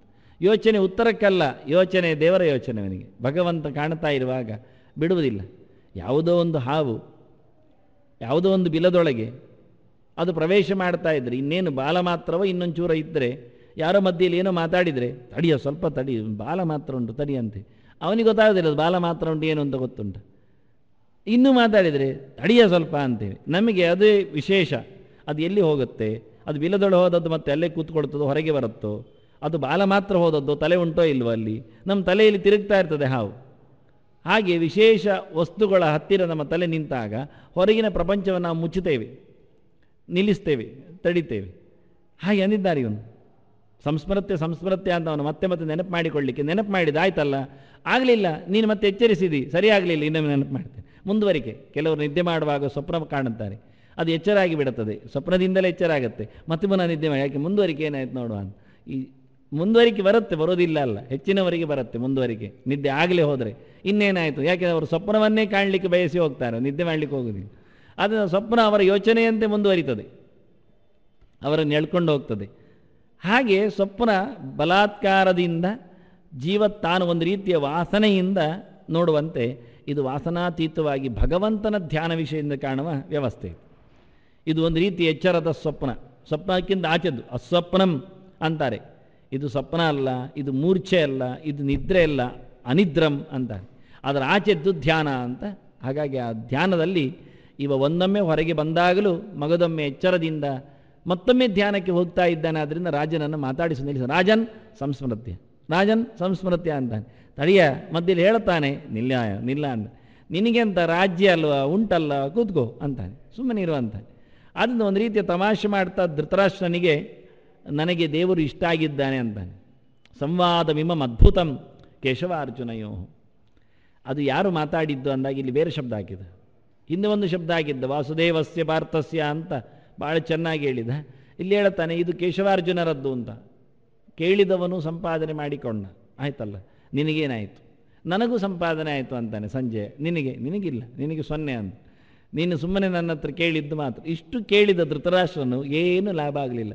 ಒಂದು ಗೆರೆ ಮುಂದಕ್ಕಿಲ್ಲ, ಇಲ್ಲಿ ಇಲ್ಲ, ಮುಂದೆ ಇಲ್ಲ. ಧೃತರಾಷ್ಟ್ರನಿಗೆ ಹೋ ವಿಷಯ ಆಯ್ತು, ನನಗೆ ಗೀತೆ ಅರ್ಥ ಆಯಿತು ಹೇಳೋದಿಲ್ಲ. ಅವನಿಗೇನು ಅರ್ಥ ಆಗಲಿಲ್ಲ. ಅವನಿಗೆ 18 ಮಂಗಳ ಮಾಡಿದರೂ ಅಲ್ಲೇ ಇರ್ತಾನವ, ದುಡ್ಡಿನಲ್ಲೇ ಇರ್ತಾನೆ, ಲೆಕ್ಕ ಮಾಡ್ತಾ ಇರ್ತಾನೆ. ಎಷ್ಟಾಯಿತು, ಎಷ್ಟು ಸಂಭಾವನೆ ಬಂತು ಅಂತ, ಅದರ ಆಚೆ ಹೋಗುವುದೇ ಇಲ್ಲ. ಅಂದ ಧೃತರಾಷ್ಟ್ರನನ್ನು ಇವ ಕರೆದು ಮತ್ತು ಜೋರು ಮಾಡ್ತಾನೆ. ನಾನು ದೇವರ ಮತ್ತು ಅರ್ಜುನನ ಸಂವಾದ ಕೇಳಿದೆ. ಕೇಶವಾರ್ಜುನಯೋ ಪುಣ್ಯ. ನರನಾರಾಯಣರು ಇವರು ಎನ್ನುವುದನ್ನು ಸ್ಪಷ್ಟವಾಗಿಯೇ ವ್ಯಾಖ್ಯಾನಕಾರರು ಒಪ್ಪಿದ್ದಾರೆ, ಬರೀತಾರೆ. ಇಲ್ಲಿ ಒಂದು ಗಮ್ಮತ್ತಿದೆ. ವಿಶ್ವನಾಥನ ವ್ಯಾಖ್ಯಾನ ಅಂದರೆ ವ್ಯಾಖ್ಯಾನಕಾರರು ಎಷ್ಟು ಚೆನ್ನಾಗಿರ್ತಾರೆ ಅಂತ. ವಿಶ್ವನಾಥ ಕೊನೆಯ 5 ಶ್ಲೋಕಕ್ಕೆ ವ್ಯಾಖ್ಯಾನ ಮಾಡಲಿಲ್ಲ, ಮಾಡಿದ್ದಾನೆ, ಸಿಗಲಿಲ್ಲ ಅಂತ ಲೇಖಕ ಬರೀತಾನೆ. ನಾವೆಲ್ಲ ಲೇಖಕರ ಕೊನೆ ನೋಡುತ್ತೇವೆ. ಇತ್ತೀಚೆಗೆ ಒಂದು ಸಿಕ್ಕಿದೆ ಗೀತೆ ಪುಸ್ತಕ, ಒಂದು ಅಪೂರ್ವವೇ. ಅದು ಮುಳುಬಾಗಿಲಿನಿಂದ ಬಂದದ್ದು, ತಾಡವಾಲೆ. ಅವರು ಕೊಟ್ಟು ಕಳಿಸಿದ್ದಾರೆ, ಇದೇನೋ ಟೀಕೆ ಇರಬೇಕು ಅಂತ. ಅದೇನು ಟೀಕೆ ಇಲ್ಲ, ಶುದ್ಧವಾದ ಗೀತೆಯ ಪುಸ್ತಕ ತಾಡವಾಲೆ ಅಷ್ಟೇ. ಅದರಲ್ಲಿ 18 ಅಧ್ಯಾಯವು ಗೀತೆ ಇದೆ. ಅದರಲ್ಲಿ 13ನೇ ಅಧ್ಯಾಯದಲ್ಲಿ 1ನೇ ಶ್ಲೋಕ ಇದೆ, 1ನೇ ಶ್ಲೋಕವಾಗಿಯೇ ಇದೆ. ಹಾಗಾಗಿ ಗೀತೆ 701 ಎನ್ನುವ ಶ್ಲೋಕ ಸಂಖ್ಯೆಯಲ್ಲಿ ತಪ್ಪಿಲ್ಲ. ಪ್ರಾಚೀನ ತಾಡವಾಲೆ ಒಂದು ನಮಗೆ ಪ್ರಮಾಣ. ಆದರೆ ಅದರ ಕೊನೆ ಬರೆದವನ ಹೆಸರಿದೆ ಅದರಲ್ಲಿ. ಅವನು ಯಾರು ಅಂತ ಹುಡುಕಿದರೆ ಯಾವ ಕಾಲದಲ್ಲಿ ಬರೆದದ್ದು ಹೇಳಬಹುದು. ಒಂದು 300-500 ವರ್ಷದ ಹಳೆಯ, ಅದಕ್ಕೂ ಹಳೆಯದಾಗಿ ಉಂಟದು ನೋಡುವಾಗ. ಅದಕ್ಕೆ ಕೊನೆಯ ಪುಟವನ್ನು ಮತ್ತೊಮ್ಮೆ ಶುಚಿಗೊಳಿಸಿ ನೋಡಲಿಕ್ಕೆ ಕಳುಹಿಸಿಕೊಡಿ ಅಂದಿದ್ದೇನೆ. ಅದು ಮಾತ್ರ ಕಾಣುವುದಿಲ್ಲ, ಬರೆದವನ ಹೆಸರಿನಲ್ಲಿ ಎಲ್ಲಿಯೋ ಒಂದು ಕಡೆಯಲ್ಲಿ ಸುಬ್ರಹ್ಮಣ್ಯ, ಸೂರಿ ಎಲ್ಲ ಶಬ್ದ ಕಾಣುತ್ತೆ. ಯಾರೋ ಒಬ್ಬ ಪಂಡಿತರು ಬರೆದ ಹಾಗೆ ಇದೆ ಆ ವಾಕ್ಯಗಳು, ಅದನ್ನು ಹುಡುಕಬೇಕು. ಆದರೆ ನಾನು ಅದರ ಹುಡುಕಿದರೆ ಒಂದು ಪ್ರಮೇಯ ಹೇಳಿದೆ. 13ನೇ ಅಧ್ಯಾಯದ ಪ್ರಥಮ ಶ್ಲೋಕವನ್ನು ಎಷ್ಟೋ ಜನರು ಕೈಬಿಟ್ಟಿದ್ದಾರೆ, ಅರ್ಜುನನ ಪ್ರಶ್ನೆಯನ್ನು. ಅದು ಉಂಟೋ ಇಲ್ಲವೋ ಎನ್ನುವುದು ಮತ್ತು ಕೆಲವರಿಗೆ ಗಾಬರಿಯಾಗಿತ್ತು. ಗೀತೆ 700 ಶ್ಲೋಕದಲ್ಲಿ ನಿಲ್ಲಬೇಕಾದ್ರೆ ಅದನ್ನು ಬಿಡುವುದು ಚಂದ ಅಂತ ಕೈಬಿಟ್ಟಿದ್ದಾರೆ. ಆದರೆ ವಾಸ್ತವವಾಗಿ ಅದು ಇದೆ ಅಂತ ತಾಡವಾಲೆಯಲ್ಲಿ ಬರೆದಾಕಿದೆ. ಅದು ಒಂದು ಅಪೂರ್ವವಾದಂಥ, ಆದ್ದರಿಂದ ದಾಖಲೆಯ ವಸ್ತು ಆಗತ್ತೆ. ಹೀಗೆ ನಾವು ನೋಡುವಾಗ ಒಂದೊಂದು ಅಪರೂಪವಾದ ಸಂಗತಿಗಳು, ಪ್ರಮೇಯಗಳು ಗೀತೆಗೆ ಸಂಬಂಧಪಟ್ಟಂತೆ. ಹಾಗೆ ವಿಶ್ವನಾಥನ ಕೊನೆಯಲ್ಲಿ ಈ 5 ಶ್ಲೋಕಕ್ಕೂ ಅವನು ವ್ಯಾಖ್ಯಾನ ಮಾಡಿದ್ದಾನೆ. ಮಾಡಿದ್ದು ಬಿಟ್ಟೋಗಿದೆ, ಕಳೆದೋಗಿದೆ. ಅದಕ್ಕೆ ಅವನು ಬರೀತಾನೆ, ಲೇಖಕ ಬರೀತಾನೆ, ಅಂತಿಮ ಶ್ಲೋಕ ಪಂಚಕಸ್ಯ ವ್ಯಾಖ್ಯಾ ತಾಂ ಪತ್ರದ್ವಯೀಂ ವಿನಾಯಕ ಸ್ವವಾಹನೇನ ಅಧುನಾ ಅಪಾಹರತ್ ತಸ್ಮಾನ್ ನಾನು ಲಿಖಂ ಅಂತ ಬರೆದಿದ್ದಾನೆ. ನಾನು ಅಂದರೆ ಅಕ್ಷರ ಓದುವಾಗ ತಾಡವಾಲೆಯಲ್ಲಿ ಬಹಳ ಕಷ್ಟ ಇರುತ್ತೆ. ಸಾಮಾನ್ಯ ಅಕ್ಷರ ಮಾತ್ರ ಅರ್ಥ ಆಗತ್ತೆ. ಮತ್ತು ನನಗೆ ಮತ್ತು ಅರ್ಥ ಆಯಿತು, ಯಾಕೆ ಇವನು ಬರೆಯುವಾಗ ಕೊನೆಯ 2 ಕಾಗದವನ್ನು ವಿನಾಯಕನು ತನ್ನ ವಾಹನದಿಂದ ಎಳೆದೊಯ್ದನು ಅಂತ ಬರೆದಿದ್ದಾನೆ. ವಿನಾಯಕ ತನ್ನ ವಾಹನದಿಂದ ಎಳೆದು, ಆಗಲೂ ವಾಹನದಲ್ಲಿ ಬಂದು ಯಾರಾದರೂ ಅಪಹಾರ ಮಾಡಿಕೊಳ್ತಾರೋ, 2 ಕಾಗದವನ್ನು ಎಳೆದೊಯ್ದನು. ಮತ್ತೆ ಕೂಡಲೇ ನೆನಪಾಯಿತು, ಒಂದು ಕ್ಷಣ ನಿಂತಿತು ಈ ಗೆರೆಗೆ, ಆನಂದ ನೆನಪಾಯಿತು. ಓಹೋ, ವಿನಾಯಕ ಅಂದರೆ ಗಣಪತಿ, ಸೊ ವಾಹನೇನ ಅಂದರೆ ಇಲಿಯಿಂದ ಅಪಹಾರ ಮಾಡಿದ ಅಂತ. ಖುಷಿಯಾಯಿತು, ಆಗಲೇ ನಗು ಬಂದು. ಅದನ್ನು ಬರೆದಿರ್ತಾರೆ. ಕೊನೆಯ 5 ಶ್ಲೋಕದ ವ್ಯಾಖ್ಯಾನ ವಿಶ್ವನಾಥನದ್ದು ಇಲ್ಲ ಆಗಿದೆ. ಅದು 2 ಕಾಗದ ಇಲ್ಲಿ ತಿಂದು ಹಾಕಿದೆ, ಅದರಿಂದ ಏನು ಮಾಡಲಿಕ್ಕೆ ಆಗಲಿಲ್ಲ ಅಂತ ಬರೆದಿಟ್ಟಿದ್ದಾನೆ. ಇವು ಕೆಲವೆಲ್ಲ ವ್ಯಾಖ್ಯಾನಕಾರರ ಗೌಶಿಗಳು ಗೊತ್ತಾಗುವುದು ಹೀಗೆ. ಅದನ್ನು ಬರೆದವರು ಎಷ್ಟು ಕಷ್ಟಪಡ್ತಾರೆ ಅಂತ ಅದನ್ನು ಸಾಚವಾಗಿ ನಮೂದಿಸ್ತಾರೆ. ಹೇಗಿದೆ ಹಾಗೆ ತೋರಿಸಿಕೊಡ್ತಾರೆ. ಅದೊಂದು ಐತಿಹಾಸಿಕವಾದ ದಾಖಲೆ ಇದ್ದಾಗೆ. ಅಂದರೆ ಇಲ್ಲಿ ತಿಂದಿದ್ದು ಅನ್ನುವುದನ್ನು ಬರೆಯುವುದು ಎಷ್ಟು ಚೆಂದ. ಮೂಷಿಗೆನ ಏನಾದರೂ ಭಕ್ಷಿತ ಮುಂದೇನು ಬರೆಯು ಬಿಡುವುದರಿಗೆ ವಿನಾಯಕ ಸುವಾಹನೇನ ಅಪಹೃತವಾನ್ ಅಂತ ಅದನ್ನು ಕಾವ್ಯಾತ್ಮಕವಾಗಿ ಬರೆದು, ಹಾಗೆ ಅನೇಕ ವ್ಯಾಖ್ಯಾನಕಾರರು ಇಲ್ಲಿ ಕೇಶವಾರ್ಜುನರನ್ನು ನರನಾರಾಯಣರು ಹೇಳ್ತಾನೆ. ಆನಂದಗಿರಿ ಅದ್ವೈತೀಯ ದೊಡ್ಡ ವ್ಯಾಖ್ಯಾನಕಾರ. ನರನಾರಾಯಣರು ಕೇಶವಾರ್ಜುನರು ಎನ್ನುವ ವಿಷಯವನ್ನು ಕೊಟ್ಟಿರ್ತಾರೆ. ನಾನದು ಯಾಕೆ ಎತ್ತಿಕೊಂಡೆ, ನರನಾರಾಯಣರು ಅಲ್ಲ ಹೇಳುವುದರಲ್ಲಿ ಏನಿಲ್ಲೇ ಇಲ್ಲ. ಇಡೀ ಮಹಾಭಾರತವೇ ಕೃಷ್ಣಾರ್ಜುನರನ್ನು ನರನಾರಾಯಣರು ಅಂತ ಸುಮಾರು ಬಾರಿ ಹೇಳ್ತದೆ. ನರನಾರಾಯಣವು ಯೌತವು ತಾವೇ ವಾರ್ಜುನ ಕೇಶವವು ಅಂತ ಉದ್ಯೋಗ ಪರ್ವದಲ್ಲಿಯೇ ಭೀಷ್ಮರು ಹೇಳುತ್ತಾರೆ. ಇವರೇನು ಸಾಮಾನ್ಯರಲ್ಲ, ಕೃಷ್ಣಾರ್ಜುನರು ಯಾರು ಅಂತ ನನಗೆ ಗೊತ್ತುಂಟು. ದೇವತೆಗಳು ಸಮಾವೇಶ ನಡೆಸಿದಾಗ ನಾನಲ್ಲಿದ್ದೆ. ಯಾರು ಏನಾಗಿ ಹುಟ್ಟಿ ಬರ್ತಾರೆ, ಇಲ್ಲಿ ಏನು ಮುಂದೆ ನಡೆಯುತ್ತೆ ಅಂತ ಅವರು ಹೇಳಿಕೊಂಡಿದ್ದಾರೆ. ನಮ್ಮೆಲ್ಲರ ಸರ್ವನಾಶಕ್ಕೆ ಇವರಿಬ್ಬರು ರಥ ಒಂದರಲ್ಲಿ ಬಂದಿದ್ದಾರೆ ಅಂತ ನಾವು. ಕೋಟಿ ವರ್ಷದ ಹಿಂದಿನ ಕಥೆ ಇದು. ನರನಾರಾಯಣರು ಸ್ವಯಂಭುವ ಮನ್ವಂತರದವರು. ಅವರಿಗೆ ಕೃಷ್ಣಾರ್ಜುನರಾಗಿ ವಯೋಸ್ವತ ಮನ್ವಂತರದಲ್ಲಿ ಬಂದಿದ್ದಾರೆ. ಒಂದು ಮನ್ವಂತರ ಅಂದರೆ 71 ಕೋಟಿ ವರ್ಷ ಆಗತ್ತೆ. 6 ಮನ್ವಂತರ ಹಿಂದಿನವರಿವರು, 106 ಕೋಟಿ ವರ್ಷದ ಹಳೆಯರು. ಆ ಕಾಲದಲ್ಲಿ ಡಂಬೋದ್ಭವ ರಾಜನ ಆಗಲೇ ಕಥೆ ಹೇಳೋದವರು. ಡಂಬೋದ್ಭವ ರಾಜನ ಸೊಕ್ಕು ಮುರಿದವರಿವರು. ಇವತ್ತು ನೀನೇನು ಹೇಳ್ತೀಯ ಕೇಳ್ತಾನೆ. ಇದನ್ನೆಲ್ಲ ಗಮನಿಸಿಕೊಂಡೇ ಗೀತೆಯ ವ್ಯಾಖ್ಯಾನದಲ್ಲಿ ಕೇಶವಾರ್ಜುನರು ಅಂದರೆ ಸಾಮಾನ್ಯರಲ್ಲ, ನರನಾರಾಯಣರೇ. ನರೇ ವಿಷ್ಣು ಸಮಾವಿಷ್ಟ ಅರ್ಜುನೇತು ನರಾವೇಶ, ಈ ಪ್ರಮಾಣವನ್ನು ಆಚಾರ್ಯ ಮಧ್ವರು ಕೊಡ್ತಾರೆ. ನರ ಅಂದರೆ ಸಾಮಾನ್ಯ ನರ ಅಲ್ಲವ, ಅವನು ಶೇಷನೇ ಇದ್ದಾನೆ, ಈ ನೆಲವನ್ನು ಹೊತ್ತವನಿದ್ದಾನೆ, ಅವನಲ್ಲಿ ಭಗವಂತನ ಪರಿಪೂರ್ಣ ಆವೇಶ ಬೇರೆ ಇದೆ. ಅಂತಹ ನರನು ಇವತ್ತು ಅರ್ಜುನನಲ್ಲಿ ಆವಿಷ್ಟನಾಗಿದ್ದಾನೆ. ಆದ್ದರಿಂದ ಸೇಂದ್ರೈಹಿ ಚತುರ್ಭಿಹಿ ಪಾರ್ಥಸ್ತು ಅಂತಾರೆ. 4 ಜನರ ಒಟ್ಟುಗೂಡುವಿಕೆಯಿಂದ ಅರ್ಜುನನ ಪಾತ್ರ ಹಿರಿದಾಗಿದೆ ಅಂದಿದ್ದಾನೆ. ಒಂದು ಕಡೆಯಲ್ಲಿ ಇಂದ್ರನನ್ನು ಕರೆದೇ ಕುಂತಿ ಮಗುವನ್ನು ಪಡೆದತ್ತು. ಅದರ ಒಟ್ಟಿಗೆ ಅವನು ನರನಿದ್ದಾನೆ, ಶೇಷನೇ ಇದ್ದಾನೆ. ಅವನೊಳಗೆ ವಿಷ್ಣುವಿನ ಪ್ರವೇಶ ಇದೆ. ಇಲ್ಲಿ ದ್ರೌಪದಿಗೋಸ್ಕರ ಪಾಂಡವರೈವರಲ್ಲಿಯೂ ಪ್ರಧಾನನಾಗಿ ಭೀಮನಂತೂ ಪೂರ್ಣ ಪ್ರಾಣನೇ, ಉಳಿದವರಲ್ಲಿ ಪ್ರಾಣನ ಪ್ರವೇಶ ಆಗಿದೆ. ಹೀಗೆ ಭಗವಂತ, ಪ್ರಾಣ, ಅದರ ನಂತರದ ಶಕ್ತಿ ಶೇಷ, ಮತ್ತಿನ ಶಕ್ತಿ ಇಂದ್ರ, 4 ಒಟ್ಟಾಗಿದ್ದಾರೆ. ದೇವರ ನಂತರದಲ್ಲಿ ಬ್ರಹ್ಮವಾಯುಗಳೇ, ಮತ್ತಾರೂ ಅಲ್ಲ. ಅಂದ ದೇವರು ಬಂದಿದ್ದಾನೆ, ಬ್ರಹ್ಮವಾಯುಗಳಲ್ಲಿ ವಾಯು ಬಂದಿದ್ದಾನೆ, ಮತ್ತೆ ಬರುವವರು ಗರುಡ ಶೇಷ ರುದ್ರರೇ, ಅದರಲ್ಲಿ ಶೇಷ ಬಂದಿದ್ದಾನೆ. ಆನಂತರ ಬರುವವನು ಇಂದ್ರಕಾಮರೇ, ಅದರಲ್ಲಿ ಇಂದ್ರ ಇದ್ದಾನೆ. ಮೇಲಿನ 4 ದೇವತಾ ಶಕ್ತಿಗಳು ಬಂದಿವೆ ಅವನಲ್ಲಿ. ಅದನ್ನು ಅರ್ಜುನ ಆ ಕಾಲದಲ್ಲಿ ಅಸಮಾನಾದ ವೀರ ಎನ್ನುವುದು ಎಲ್ಲ ವಿಷಯದಲ್ಲಿಯೂ ಹೌದು ಅಂತ ತೋರಿಸಿಕೊಟ್ಟಿದ್ದಾರೆ. ಇದನ್ನೆಲ್ಲ ಒಪ್ಪಿದ್ದಾರೆ ಇವರು ನೋಡಿ, ಉಲ್ಲೇಖ ಮಾಡಿದ್ದಾರೆ. ನರನಾರಾಯಣವು ಯೌತು ಅಂತ ನಾರಾಯಣ ಶಬ್ದದಿಂದ ಹೇಳಿದ್ದಾರೆ. ನಾರಾಯಣಾದ್ ಬ್ರಹ್ಮ ಜಾಯತೆ, ನಾರಾಯಣಾದ್ ರುದ್ರೋ ಜಾಯತೆ, ನಾರಾಯಣಾದ್ ಇಂದ್ರೋ ಜಾಯತೆ. ಎಲ್ಲ ಓದಿದವರವರು, ಅವರಿಗೆ ನಾನು ಹೇಳಿಕೊಡಬೇಕಾಗಿಲ್ಲ. ಗೀತೆಯ ವ್ಯಾಖ್ಯಾನ ಮಾಡಿಕೊಂಡು ನರನಾರಾಯಣವು ಯೌತವು ಅಂತ ಬರೆದವರಿಗೆ ಇದು ಹೇಳಬೇಕಾಗಿಲ್ಲ. ನಾರಾಯಣನಿಂದ ಬ್ರಹ್ಮ ಹುಡ್ತಾನೆ. ಮತ್ತೆ ಎಚ್ಚಕಿಂಚಿತ್ ಜಗತ್ ಸರ್ವಂ ದೃಶ್ಯತೆ ಶ್ರೂಯತೆಪಿವ ಅಂತರ್ಬಹಿಷ್ಠದ ಸರ್ವಂ ವ್ಯಾಪ್ಯ ನಾರಾಯಣ ಸ್ಥಿತ. ಈ ಮಂತ್ರ ಏನು ಯಾರಿಗೂ ಸಿಗಲಿಲ್ಲಲ್ಲ, ಯಾವ ಕಾಲದಲ್ಲಿ ಸಿಕ್ಕಿದ ಮಂತ್ರಗಳೇ. ನಾರಾಯಣಂ ಮಹಾಜ್ಞೇಯಂ ವಿಶ್ವಾತ್ಮಾನಂ ಪರಾಯಣಂ. ನಾರಾಯಣಗಿಂತ ಮಿಗಿಲಾದ ಸಂಗತಿ ಪೂಜಾರ್ಹನಾದದ್ದು ಈ ಜಗತ್ತಿನಲ್ಲಿ ಇಲ್ಲ ಎನ್ನುವುದು ಎಲ್ಲರಿಗೂ ಗೊತ್ತೇ ಇತ್ತು. ಉಳಿದವರನ್ನು ಬಿಡ್ತಾ ಇದ್ರು ಎನ್ನುವುದನ್ನು ಹೇಳುತ್ತದೆ ಮಹಾಭಾರತ. ಬ್ರಹ್ಮಾಣಂ ಶಿತಿಕಂಠಂಚ ಏಚಾಪ್ಯನ್ಯ ದೇವತಾ ಪ್ರತಿಬುದ್ಧಾ ನ ಸೇವಂತೆ ಯಸ್ಮಾತ್ ಫಲಂ ಅಂತಾರೆ, ಪರಿಮಿತಂ ಫಲಂ ಅಂತ. ಇವರನ್ನೆಲ್ಲ ದೇವತೆಗಳನ್ನು, ಬ್ರಹ್ಮನನ್ನು, ರುದ್ರನನ್ನು ತಿಳಿದವರು ಪೂಜೆ ಮಾಡುವುದಿಲ್ಲ, ಸ್ಪಷ್ಟ ಹೇಳ್ತಾನೆ. ಎಚ್ಚರಾದವರಿಗೆ ಇವರಿಗೆ ಗೊತ್ತಿರ್ತದೆ. ಯಾಕೆಂದರೆ ಇವರೆಲ್ಲ ಎಷ್ಟು ಕೊಡ್ತಾರೆ, ಕೃಷ್ಣ ಹೇಳಿ ಆಯಿತು. ಆ ಬ್ರಹ್ಮ ಭುವನಾಲ್ಲೋಕ ಪುನರಾವರ್ತಿನೋ ಅರ್ಜುನ. ಬ್ರಹ್ಮದೇವನನ್ನು ಉಪಾಸನೆ ಮಾಡಿ ಸತ್ಯಲೋಕಕ್ಕೆ ಹೋಗಿ ಕೂತರು ಸಹ ಸತ್ಯವೂ ಕೆಳಗೆ ಬರಲಿಕ್ಕೆ ಉಂಟು ಅಂದಾನೆ ಕೃಷ್ಣ. ಪ್ರಯೋಜನ ಇಲ್ಲ ಅಂದ. ಕ್ಷೀಣೇ ಪುಣ್ಯೇ ಮರ್ತ್ಯಲೋಕಂ ವಿಶಂತೆ. ಪುಣ್ಯವನ್ನು ಪಡೆದಕ್ಕೆ ಕೊಡುವುದು. ದೇವಾನ್ ದೇವಜೋ ಯಾಂತಿ ಅಷ್ಟೇ. ಮದ್ಭಕ್ತ ಯಾಂತಿ ಮಾಮಪಿ. ನನ್ನ ಭಕ್ತರು ಅಂದರೆ ಅನ್ಯ ದೇವತಾ ಭಕ್ತರು ಅಲ್ಲ. ಮಮೈವ ಭಕ್ತಾ ಮದ್ಭಕ್ತ. ಅವನು ಹೇಳಿದ್ದ ಮಮೇವ ಶರಣಂ ಪ್ರಾಪ್ತ ಅಂತ. ಇದು ಒಂದು ಮೋಕ್ಷ ಧರ್ಮದ ವಾಕ್ಯ. ಭಗವಂತ ವಾಸ್ತವವಾಗಿ ಜೀವನ ಯಾವ ರೀತಿಯಿಂದ ಸದ್ಗತಿ ಪಡಿತಾನೆ ಎನ್ನುವುದನ್ನು ಇವನೇ ಹೇಳಿದ ವಾಕ್ಯ. ಮೋಕ್ಷ ಧರ್ಮದ ನುಡಿ ಮಹಾಭಾರತದ್ದಿಗಿರೆ. ಅದನ್ನು ಮಹಾಭಾರತ ಓದಿದವರಿಗೆ ಯಾವ ಕಾಲದಲ್ಲಿಯೂ ಇತರ ದೇವತೆಗಳ ಸ್ಥಾನಮಾನ ಏನು ಎನ್ನುವುದು ಸಂಶಯ ಬರುವುದಿಲ್ಲ. ಕೃಷ್ಣನ ಪಾರಮ್ಯ ತಪ್ಪುವುದೇ ಇಲ್ಲ. ಈಶ್ವರ ಸರ್ವಭೂತಾನಾಂ ಅಂದುಕೊಂಡ ಮನ್ಮನಾಭವ ಮದ್ಭಕ್ತ ಹೇಳಿದ.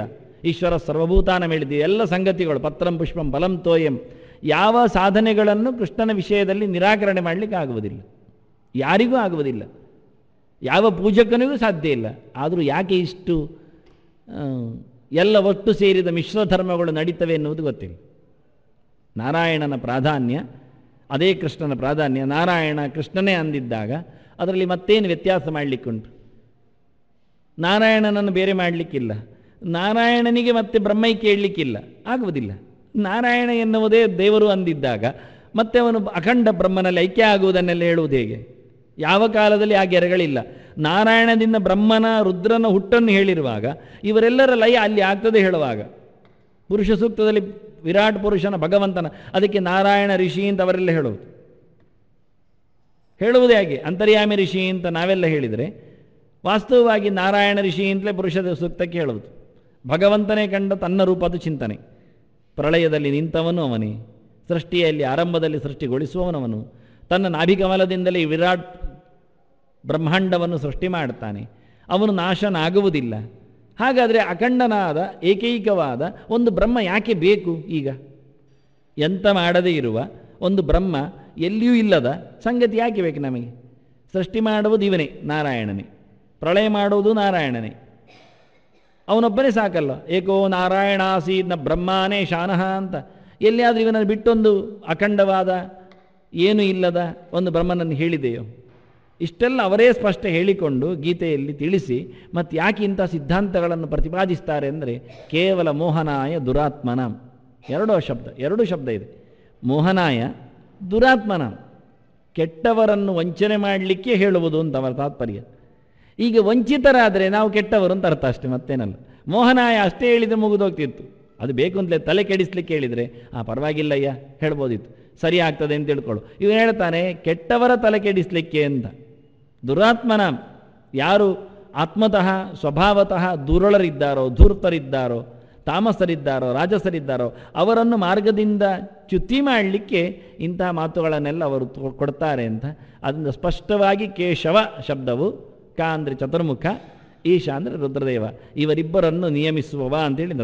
ಅದಕ್ಕೆ ನಾನು ನಾರಾಯಣ ಶಬ್ದಕ್ಕೆ ನಿನ್ನ ಅರ್ಥ ಹೇಳಿದೆ. ಹಾಗೆ ನಾರ ಅಂದರೆ ನರನಿಗೆ ಸಂಬಂಧಪಟ್ಟ, ನರ ಜಾತಿಗೆಲ್ಲ ಸಂಬಂಧಪಟ್ಟ, ಜೀವರಿಗೆಲ್ಲ ಅಭಿಮಾನಿಯಾದ ಚತುರ್ಮುಖ, ಇಡೀ ಜಗತ್ತಿನಲ್ಲಿಯೇ ಯಾವುದೇ ದೋಷಕ್ಕೆ ಅಂಟದ ನಿತ್ಯ ಶುದ್ಧಳಾದ, ಪರಿಪೂರ್ಣ ದುಃಖ ಸ್ಪೃಷ್ಟಳಾದ ರಮೆ, ಅದು ನಾರ.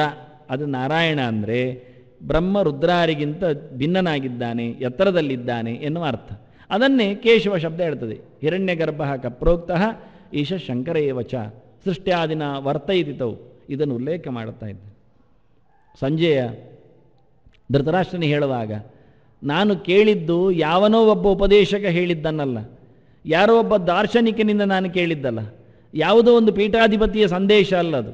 ನಾನು ಕೇಳಿದ್ದು ಇಡೀ ಬ್ರಹ್ಮಾಂಡದ ಒಡೆಯನಾದ ಚತುರ್ಮುಖನನ್ನೂ ಹೆತ್ತ, ಜಗತ್ ಸಂಹಾರಕ್ಕೆ ಅನಿಸಿಕೊಂಡ ರುದ್ರನನ್ನು ಮುಗಿಸುವ, ಅವರಿಬ್ಬರಿಗೆ ಸಂಹಾರದ ಸೃಷ್ಟಿಯ ಕೆಲಸವನ್ನಿತ್ತು ಅವರಿಬ್ಬರನ್ನು ಸಲಹುವ, ಅವರಿಬ್ಬರಿಗೆ ಸಂಬಳ ಆಗ್ತಾ ಉಂಟು, ಅವರ ಆಯುರ್ಮಾನ ಆಗ್ತಾ ಉಂಟು.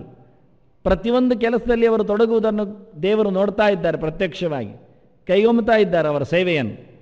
ದಿನಾ ಮಾಡುವ ವಾಯುತತ್ವ ಪ್ರತಿಯೊಬ್ಬರ ಶ್ವಾಸದಲ್ಲಿ ನಿಂತು ಶ್ವಾಸೋಚ್ಛ್ವಾಸ ಕ್ರಿಯೆಯನ್ನು ನಡೆಸಿ ಪರಮಾತ್ಮನು ಸಕಲ ಗುಣ ಸಂಪೂರ್ಣನು, ಸಕಲ ದೋಷ ದೂರನು, ಸಕಲ ಗುಣ ಸಂಪೂರ್ಣನು, ಸಕಲ ದೋಷ ದೂರನು, ಹೀಗೆ ಮಾಡ್ತಾ ಇದ್ದಾನವನು. ಒಳಗೆ ತುಂಬಿಸುವಾಗ ಹೊರಗೆ ಬಿಡುವಾಗ ಪ್ರತಿಯೊಬ್ಬ ಜೀವನ ಒಳಗೆ ನಿಂತು ಅವನ ಬದುಕಿನುದ್ದಕ್ಕೆ ಈ ಹಂಸ ಮಂತ್ರದ ಹ ಅಂದರೆ ಹಾನ, ಸ ಅಂದರೆ ಸಾರ, ಸಕಲ ದೋಷದ ಹಾನ ಭಗವಂತನ ಚಿಂತನೆಯಲ್ಲಿ, ಸಕಲ ಗುಣದ ಸಾರ ಭಗವಂತನಾಗಿದ್ದಾನೆ ಎನ್ನುವ ಯೋಚನೆಯಲ್ಲಿ ಮಾಡ್ತಾ ಇದ್ದ. ಶ್ವಾಸೋಚ್ಛ್ವಾಸದ ಕ್ರಿಯೆ ಪ್ರಾಣನಿಂದ ಭಗವಂತನಲ್ಲಿ ಯಾವ ನಿಯಮವೂ ಬಿಡಲಿಕ್ಕಿಲ್ಲ ಅಂತ. ಇಡೀ ಬ್ರಹ್ಮಾಂಡದಲ್ಲಿನ ನಿಯಮಗಳು ಅದು ಭಗವಂತನ ಅಧೀನವಾಗಿ ನಡೀತದೆ. ಅದನ್ನು ಕೇಶವ ಶಬ್ದ ಹೇಳ್ತದೆ. ಒಂದೊಂದು ಉಸಿರು ಭಗವಂತನ ಸೇವೆಯಾಗಿ ಬ್ರಹ್ಮನಿಂದ ನಡೀತದೆ. ಒಂದೊಂದು ಸಂಹಾರವು ರುದ್ರನಿಂದಾಗಿ ಜಗತ್ತಿನಲ್ಲಿ ಆಗ್ತಾ ಇದೆ. ಹಾಗಾಗಿ ಉಸಿರು ಖಾಲಿಯಾಗುವುದು ಅದು ರುದ್ರನಿಂದ, ಉಸಿರಾಡುವುದು ಅದು ವಾಯುವಿನಿಂದ. ಹೀಗೆ ರಕ್ಷಣೆ ಮತ್ತು ಭಕ್ಷಣೆ ಇದು ಎರಡು ಆಗ್ತಾ ಉಂಟು. ಸೃಷ್ಟಿ, ಶ್ವಾಸದ ನಿವೃತ್ತಿ, ಇದು ಎರಡು ಒಟ್ಟೊಟ್ಟಿಗೆ ಆಗ್ತಾ ಉಂಟು. ಅದರಿಂದ ಒಂದು ಶ್ವಾಸ ಎಳೆದಾಗ ನಮಗೆ ಸೃಷ್ಟಿಯಾಗತ್ತೆ, ನಮ್ಮ ಬದುಕು ಹಸನಾಗತ್ತೆ, ದೇಹದಲ್ಲಿ ತುಷ್ಟಿ ಮೂಡುತ್ತೆ. ಆನಂತರ ಆ ಶ್ವಾಸ ಹೊರಗೋದಾಗ, ಒಂದು ಉಸಿರು ಹೊರಗೋದಾಗ ಒಂದು ಆಯುಷ್ಯ ಕಮ್ಮಿ ಆಗುತ್ತೆ. ಇಷ್ಟು ಉಸಿರಂತ ಲೆಕ್ಕ ಇದೆ. ಇಷ್ಟು ಉಸಿರಿನ ನಂತರ ಈ ದೇಹಕ್ಕೆ ಬಲ ಇಲ್ಲ, ಬೆಂಬಲ ಇಲ್ಲ, ಅಲ್ಲಿಗೆ ಮುಗಿದೋಯ್ತು. ಪ್ರಾಣನೇ ಬಲ ನಿಜವಾಗಿದ್ದಕ್ಕೆ ಅವನಿಲ್ಲ ಆಗ್ತಾನೆ. ಹಾಗಾಗಿ ಒಂದೊಂದು ಉಸಿರಿನ ನಾಶ ಅದು ರುದ್ರನಿಂದ, ಉಸಿರಿನ ಪ್ರವೇಶ ಅದು ಪ್ರಾಣನಿಂದ. ಹೀಗೆ ಕೇಶವ ಅಂತ ನಮ್ಮ ಬದುಕಿನಲ್ಲಿ ತೋರಿಸಿಕೊಟ್ಟು ನರನ ಹತ್ತಿರದಲ್ಲಿ ನಾರಾಯಣನ ಪರಿಚಯ ಇದನ್ನು ಮಾಡಿದ. ಕೇಶವ ಅರ್ಜುನಯೋ ಅಂತ ಇಡೀ ಬದುಕು ಇಷ್ಟು ಚೆನ್ನಾಗಿದೆ ಅಂತಾನೆ. ಜ್ಞಾನದ ನೆಲೆಯಲ್ಲಿ ನಿಂತ ಉಸಿರಾಟದ ಪ್ರಕ್ರಿಯೆ, ಅಂಥ ಶ್ವಾಸೋಚ್ಛ್ವಾಸಗಳ ವೈಭವ, ಇದನ್ನು ಉಲ್ಲೇಖ ಮಾಡುತ್ತಾ ಈ ನಾರಾಯಣನ ಸಂಗತಿ ಯಾರಿಗೆ ಗೊತ್ತಿಲ್ಲ ಏಕೆ ಹೇಳ್ತಾ. ಉಸಿರಿಗೆ ಉಸಿರಾಗಿ ನಿಂತು ನನ್ನನ್ನು ಮಾತಾಡಿಸಿದ, ಕೇಳಿಸಿದ ಆ ತತ್ವದ ಯೋಚನೆ ಮಾಡಿದಾಗ ನನಗೆ ಯಾಕೆ ಅದ್ಭುತ ಅನಿಸುವುದಿಲ್ಲ ಅಂತಾನೆ. ನಿನಗೆ ಆಗ್ತಾ ಇಲ್ಲ ಅಂತಾನೆ. ನಿನಗೆ ಗಾಳಿ ಒಳಗೋಗಿದೆ, ಗಾಳಿ ಹೊರಗೆ ಬಂದಿದೆ, ಕೇವಲ ಜಡ. ಅದರ ಚೇತನ, ಅಲ್ಲಿರತಕ್ಕ ಪರಮಚೇತನ ನಿನಗೆ ಅರ್ಥ ಆಗ್ತಾ ಇಲ್ಲ. ಅದರ ಯೋಚನೆ ನಿನಗೆ ಬರ್ತಾ ಇಲ್ಲ. ನೀನು ಸ್ಮರಣೆಯೇ ಕೊಡ್ತಾ ಇಲ್ಲ. ನಮ್ಮ ಮೂಗಿದೆ ಅಂತಲೇ ನಮಗೆ ನೆನಪಾಗುವುದು ಕಡಿಮೆ, ಇಲ್ಲವೇ ಇಲ್ಲ. ಅದರ ಪಾಡಿಗೆ ಅದು ಇದೆ, ನಾವು ನಮ್ಮ ಪಾಡಿಗೆ ಇದ್ದೇವೆ. ನಮ್ಮ ತಲೆಯಲ್ಲಿ ನಾವು ಮೂಗನ್ನು ಒತ್ತಿಕೊಳ್ಳುತ್ತೇವೆ? ಇಲ್ಲಪ್ಪ, ಅದು ತನ್ನಷ್ಟಕ್ಕೆ ಕೂತಿದೆ ಅಷ್ಟೇ, ಅದು ಕೇಳುವುದಿಲ್ಲ ನಾವು. ಹಾಗಾದ್ರದ್ದು ಉಸಿರಾಟ ಬರುವುದು ಹೇಗೆ? ಗಮನ, ಮೂಗಿನ ಗಮನವೇ ನಮಗಿಲ್ಲ, ಇನ್ನು ಉಸಿರಾಟದ ಗಮನ ಎಲ್ಲಿಂದ? ಅದು ಲೆಕ್ಕಕ್ಕಿಲ್ಲ. ಉಸಿರಾಟದಲ್ಲಿಯೂ ಮತ್ತು ಎರಡು ಮುಖ ಬೇಕು, ಒಳಗೋಗುವುದು ಹೊರಗೆ ಬರುವುದು ಅಂತ.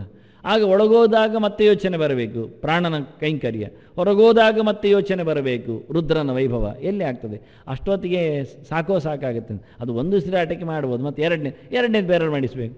ಈಗ ಗಡಿಬಿಡಿ ಆಗಲಿಕ್ಕಿಲ್ಲ, ಯಾಕೆಂದರೆ ನಿಧಾನ ಹೇಳ್ಕೊಳ್ಬೇಕಾಗತ್ತೆ.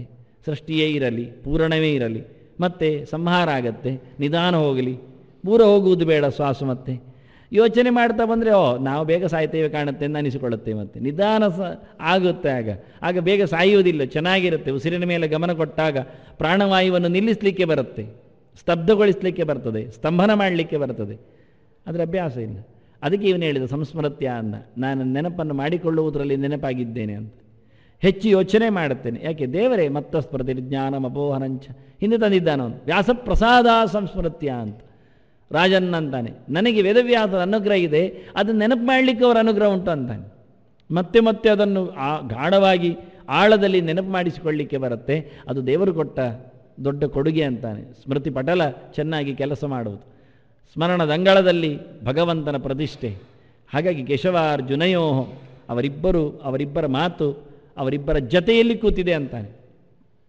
ಇದೆಲ್ಲರ ಪ್ರತಿನಿಧಿಯಾಗಿತ್ತು.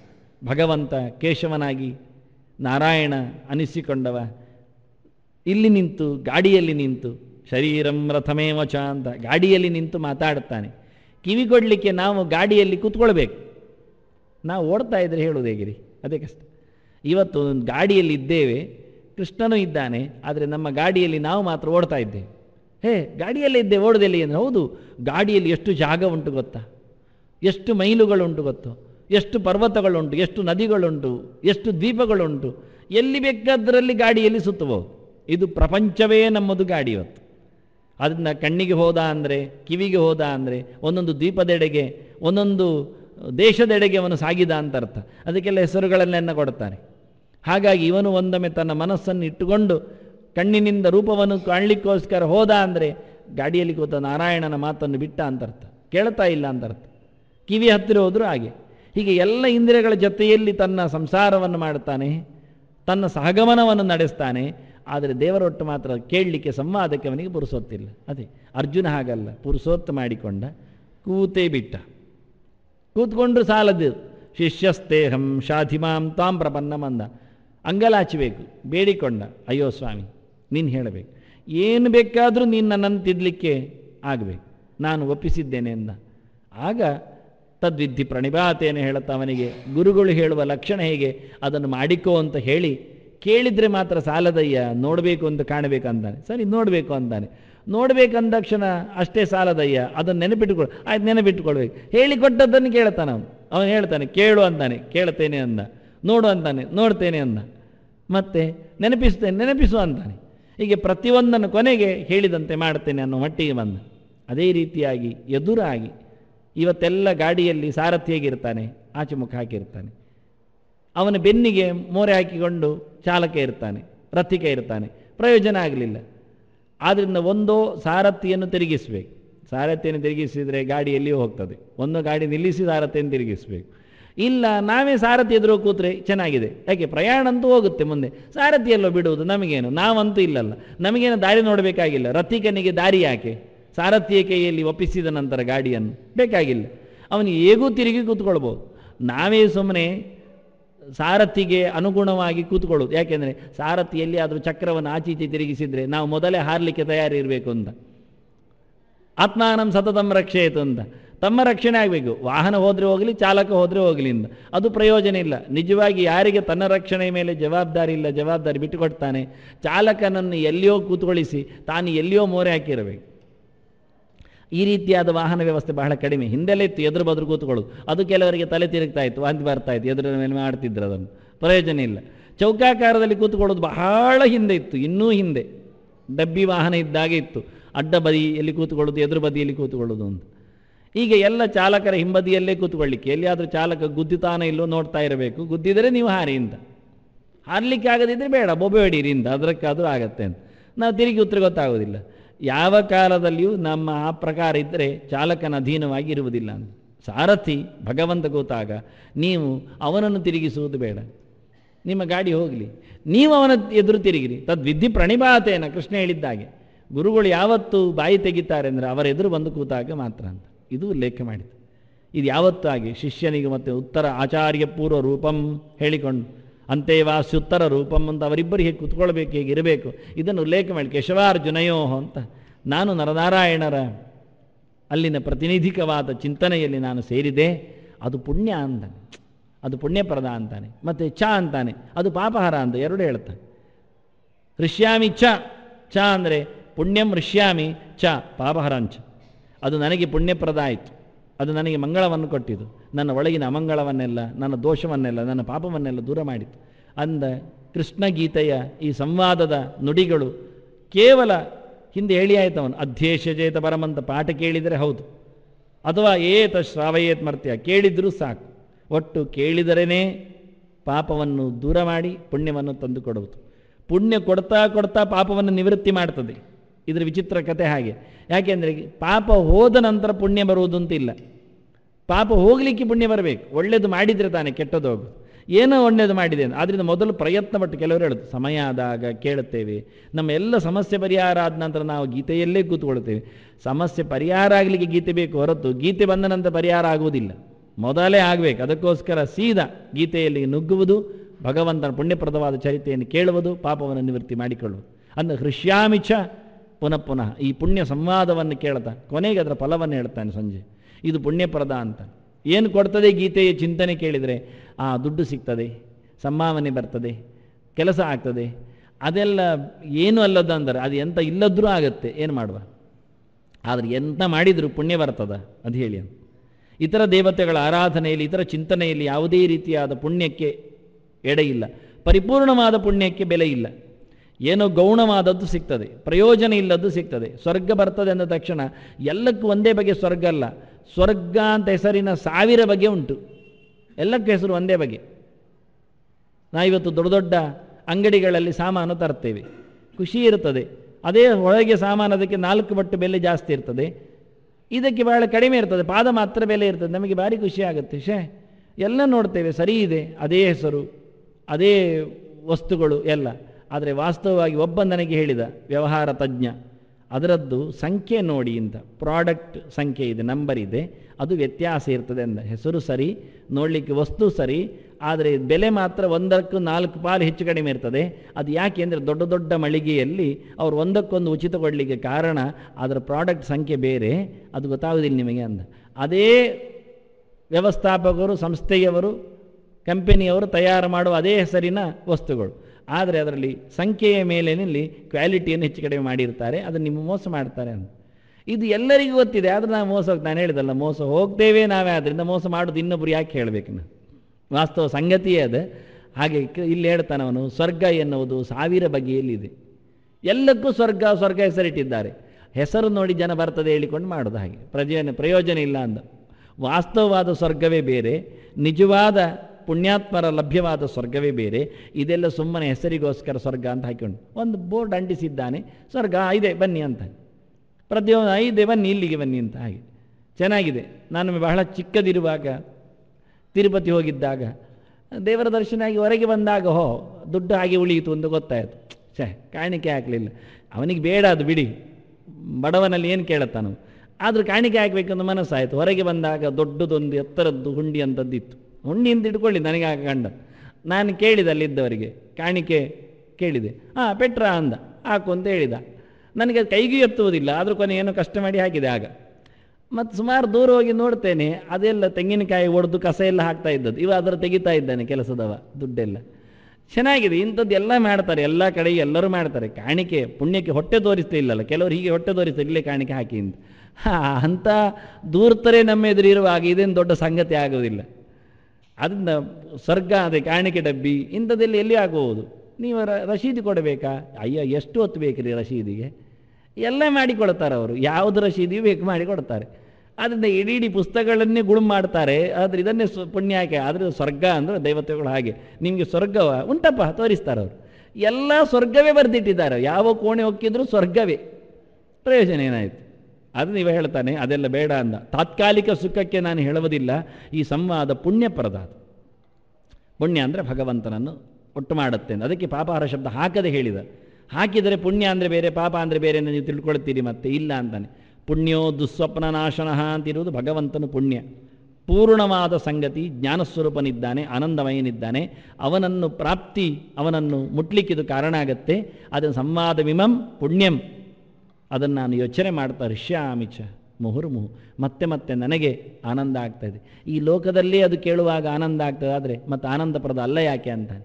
ಮತ್ತೆ ನನಗೆ ರೋಮಾಂಚ ಆಗ್ತದೆ ಅಂತಾನೆ. ರೋಮಗಳಲ್ಲಿ ಆನಂದದ ಆವಿರ್ಭಾವ ಆಗ್ತಾ ಇದೆ ಅಂತ ತತ್ಕಾಲದಲ್ಲಿನ ಫಲವನ್ನು ತೋರಿಸ್ತಾನೆ, ಉತ್ತರ ಕಾಲದಲ್ಲಿನ ಫಲಕ್ಕೂ ಹೇಳ್ತಾನೆ.